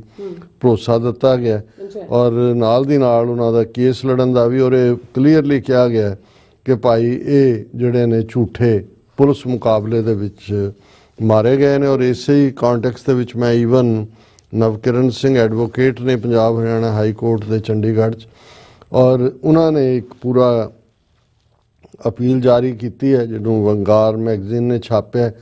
ਉਹਨਾਂ ਨੇ ਕਿਹਾ ਕਿ ਵੀ ਮੈਨੂੰ ਇਹ ਹੈਰਾਨੀ ਹੈ ਕਿ ਜਵਾਨ ਸਿੱਖ ਗੱਭਰੂਆਂ ਨੂੰ ਸ਼ੱਕ ਦੇ ਆਧਾਰ ਤੇ ਪੁਲਿਸ ਸਟੇਸ਼ਨਾਂ ਵਿੱਚ ਬੁਲਾਇਆ ਜਾ ਰਿਹਾ ਹੈ ਤੇ ਉਹਨਾਂ ਦੀਆਂ ਫੋਟੋਆਂ ਤੇ ਫਿੰਗਰਪ੍ਰਿੰਟ ਰੱਖੇ ਜਾ ਰਹੇ ਨੇ। ਕਾਨੂੰਨ ਅਨੁਸਾਰ ਕੋਈ ਵੀ ਵਿਅਕਤੀ ਪੁਲਿਸ ਵੱਲੋਂ ਇਸ ਆਧਾਰ ਤੇ ਸਤਾਇਆ ਨਹੀਂ ਜਾ ਸਕਦਾ ਕਿ ਉਹ ਆਪਣੇ ਦੁਆਰਾ ਰਾਜਨੀਤਿਕ, ਸਮਾਜਿਕ ਜਾਂ ਧਾਰਮਿਕ ਵਿਚਾਰ ਪੇਸ਼ ਕਰਦਾ ਹੈ ਜਿਹੜੇ ਕਿਸੇ ਵੀ ਪ੍ਰਕਾਰ ਨਾਲ ਜ਼ਮੀਨ ਦੇ ਕਾਨੂੰਨ ਦੀ ਕੋਈ ਉਲੰਘਣਾ ਨਹੀਂ ਕਰਦੇ। ਤੁਹਾਡੇ ਫਿੰਗਰਪ੍ਰਿੰਟ ਤੇ ਫੋਟੋਆਂ ਸਿਰਫ ਉਹਨਾਂ ਹਾਲਾਤਾਂ ਵਿੱਚ ਹੀ ਪੁਲਿਸ ਦੁਆਰਾ ਰੱਖੀਆਂ ਜਾ ਸਕਦੀਆਂ ਹਨ ਜੇਕਰ ਤੁਹਾਡੇ ਖਿਲਾਫ ਮੁਕੱਦਮਾ ਦਰਜ ਹੋਏ ਜਾਂ ਤੁਸੀਂ ਦੋਸ਼ੀ ਹੋ। ਪੁਲਿਸ ਕਿਸੇ ਵੀ ਵਿਅਕਤੀ ਨੂੰ ਜਾਣਕਾਰੀ ਇਕੱਠੀ ਕਰਨ ਦੇ ਲਈ ਇੱਕ ਲਿਖਤੀ ਨੋਟਿਸ ਦੁਆਰਾ ਬੁਲਾ ਸਕਦੀ ਹੈ, ਉਹ ਵੀ ਤਾਂ ਜੇ ਕਿਸੇ ਇਹ ਜਾਣਕਾਰੀ ਕਿਸੇ ਅਪਰਾਧ ਨੂੰ ਜ਼ਾਹਰ ਕਰਨ ਲਈ ਜਾਂ ਫਿਰ ਅਪਰਾਧ ਰੋਕਣ ਲਈ ਮਦਦਗਾਰ ਹੋ ਸਕਦੀ ਹੋਏ। ਔਰਤਾਂ ਨੂੰ ਇਸ ਤਰ੍ਹਾਂ ਵੀ ਨਹੀਂ ਸੱਦਿਆ ਜਾ ਸਕਦਾ, ਪਰ ਸ਼ਾਮ ਤੋਂ ਬਾਅਦ ਬਗੈਰ ਜੱਜ ਦੇ ਹੁਕਮ ਤੋਂ ਪੁਲਿਸ ਤੁਹਾਨੂੰ ਸਵਾਲ ਪੁੱਛਣ ਲਈ ਨਜ਼ਰਬੰਦ ਨਹੀਂ ਰੱਖ ਸਕਦੀ। ਗ੍ਰਿਫਤਾਰੀ ਦੇ ਮਾਮਲੇ 'ਚ ਵੀ ਫੜੇ ਗਏ ਬੰਦਿਆਂ ਨੂੰ ਪੁਲਿਸ ਵੱਲੋਂ ਜੱਜ ਦੇ ਸਾਹਮਣੇ 24 ਘੰਟੇ ਦੇ ਅੰਦਰ ਅੰਦਰ ਪੇਸ਼ ਕਰਨਾ ਜ਼ਰੂਰੀ ਹੁੰਦਾ ਹੈ। ਪਰ ਅਜਿਹੀਆਂ ਉਲੰਘਣਾਵਾਂ ਸਿੱਖ ਜਵਾਨੀ ਨਾਲ ਪੰਜਾਬ ਵਿੱਚ ਵਾਪਰ ਰਹੀਆਂ ਨੇ। ਕਿਰਪਾ ਕਰਕੇ ਇਹ ਜਾਣਕਾਰੀ ਹਲਫਨਾਮੇ, ਐਫੀਡੇਵਿਟ ਉੱਤੇ ਫੋਟੋਆਂ ਸਮੇਤ ਅਤੇ ਆਧਾਰ ਕਾਰਡਾਂ ਤੇ ਇਕੱਠਾ ਕਰੋ। ਮੇਰਾ ਦਫ਼ਤਰ ਪੀੜਤਾਂ ਦੇ ਬੁਨਿਆਦੀ ਹੱਕਾਂ ਦੀ ਉਲੰਘਣਾ ਰੋਕਣ ਵਾਸਤੇ ਹਾਈ ਕੋਰਟ 'ਚ ਜਾਏਗਾ। ਨੌਜਵਾਨਾਂ ਨੂੰ ਇਸ ਤਰ੍ਹਾਂ ਪਰੇਸ਼ਾਨ ਕਰਨ ਦੇ ਗੰਭੀਰ ਨਤੀਜੇ ਨਿਕਲ ਸਕਦੇ ਹਨ। ਹੁਣ ਇਸ ਤੋਂ ਅਸੀਂ ਅੰਦਾਜ਼ਾ ਲਾ ਸਕਦੇ ਹਾਂ ਕਿ ਕਿਸ ਲੈਵਲ ਦੇ ਉੱਤੇ ਪੰਜਾਬ ਦੇ ਵਿੱਚ ਨੌਜਵਾਨੀ ਥਾਣਿਆਂ 'ਚ ਸੱਦ ਕੇ ਫਿੰਗਰਪ੍ਰਿੰਟ ਫੋਟੋਆਂ ਔਰ ਜਿਵੇਂ ਇਹ 3 ਨੌਜਵਾਨ ਜਾ ਕੇ ਕਿੰਨੇ 200 ਮੀਲ ਦੂਰ ਪੀਲੀਭੀਤ 'ਚ ਮਾਰੇ ਜਿਨ੍ਹਾਂ ਦੇ ਵਿਚਾਰਿਆਂ ਦਾ ਗਰੀਬ ਪਰਿਵਾਰਾਂ ਦੇ ਦਿਹਾੜੀਦਾਰ। ਸੋ ਜਿਹਨੇ ਇਹ ਗੋਬਰ ਆਰੀਆ ਨੇ ਸਿੱਖਾਂ ਨੂੰ ਰਵਾਂਡਾ ਮਾਡਲ ਦੀ ਯਾਦ ਦਹਾਨੀ ਕਰਵਾਈ ਕਿ ਭਾਈ ਤੁਹਾਡੇ ਲਈ ਇਹ ਤਿਆਰ ਅਸੀਂ ਰੱਖਿਆ ਹੋਇਆ ਹੈ। ਇਹ ਮੈਨੂੰ ਲੱਗਦਾ ਵੀ ਇਹ ਜਿਹੜਾ ਸਾਰਾ ਹੀ ਪਾਰਟ ਹੈ ਇਸ ਪਾਸੇ ਵੱਲ ਜਾ ਰਿਹਾ ਹੈ। ਅਕਾਲੀ ਦਲ ਜਿਹੜਾ ਚੰਗਾ ਮਾੜਾ ਜੋ ਵੀ ਸੀ ਇੱਕ ਆਵਾਜ਼ ਸੀ ਜਦੋਂ ਤੱਕ ਬਾਦਲਾਂ ਨੇ ਇਸ ਨੂੰ ਬਿਲਕੁਲ ਤਬਾਹ ਬਰਬਾਦ ਨਹੀਂ ਕੀਤਾ, ਸਿੱਖਾਂ ਦੀ ਇੱਕ ਆਵਾਜ਼ ਬਣ ਕੇ। ਔਰ ਕਿਉਂਕਿ ਸ਼੍ਰੋਮਣੀ ਕਮੇਟੀ ਤੇ ਅਕਾਲੀ ਦਲ ਅਟੈਚਡ, ਇਹਦਾ ਮਤਲਬ ਸ਼੍ਰੋਮਣੀ ਕਮੇਟੀ ਦੀ ਆਵਾਜ਼ ਵੀ ਇਸ ਕਦਰ ਉਹਨਾਂ ਨੇ ਕ੍ਰਸ਼ ਕਰ ਦਿੱਤੀ ਕਿ ਵੀ ਜੇ ਸ਼੍ਰੋਮਣੀ ਕਮੇਟੀ ਦਾ ਪ੍ਰਧਾਨ DC ਅੰਮ੍ਰਿਤਸਰ ਨੂੰ ਮਿਲਣ ਜਾਣਾ ਚਾਹੁੰਦਾ ਉਹ ਟਾਈਮ ਨਹੀਂ ਦਿੰਦਾ। ਹੁਣ ਕਿੰਨੇ 22 ਲੱਖ ਕੇ ਕਿੰਨੇ ਦਸਤਖਤ ਕਰਾ ਕੇ ਬੈਠਾ ਹੋਇਆ ਹੈ ਸ਼੍ਰੋਮਣੀ ਕਮੇਟੀ ਪ੍ਰਧਾਨ ਬੰਦੀ ਸਿੰਘਾਂ ਦੀ ਰਿਹਾਈ ਦੇ ਲਈ, ਤੇ ਦਿੱਲੀ 'ਚ ਕੋਈ ਹੋਮ ਮਿਨਿਸਟਰ ਜਾਂ ਕੋਈ ਉਹ ਟਾਈਮ ਦੇਣ ਨੂੰ ਤਿਆਰ ਨਹੀਂ। ਸੋ ਇਹਨਾਂ ਹਾਲਾਤਾਂ ਦੇ ਵਿੱਚ ਇੰਨਾ ਇੱਕ ਵੱਡਾ ਗੈਪ ਹੈ। ਸਿਆਸੀ ਦੂਸ਼ਣਬਾਜ਼ੀਆਂ ਬਰਾਬਰ ਚੱਲ ਰਹੀਆਂ ਨੇ। ਧਾਰਮਿਕ ਪੱਧਰ ਦੇ ਉੱਤੇ ਉਹਨਾਂ ਨੇ ਕਿਵੇਂ ਪੰਜਾਬ ਦੇ ਵਿੱਚ ਕਿਤੇ ਈਸਾਈ, ਕਿਤੇ ਕੋਈ ਬਾਬੇ, ਕਿਤੇ ਕੋਈ ਦੂਜੇ ਲਿਆ ਕੇ ਵਿੱਚ ਵਾੜੇ ਹੋਏ ਨੇ ਔਰ ਉਹਨਾਂ ਨੂੰ ਪ੍ਰੋਟੈਕਸ਼ਨ ਸਰਕਾਰੀ ਹੈ।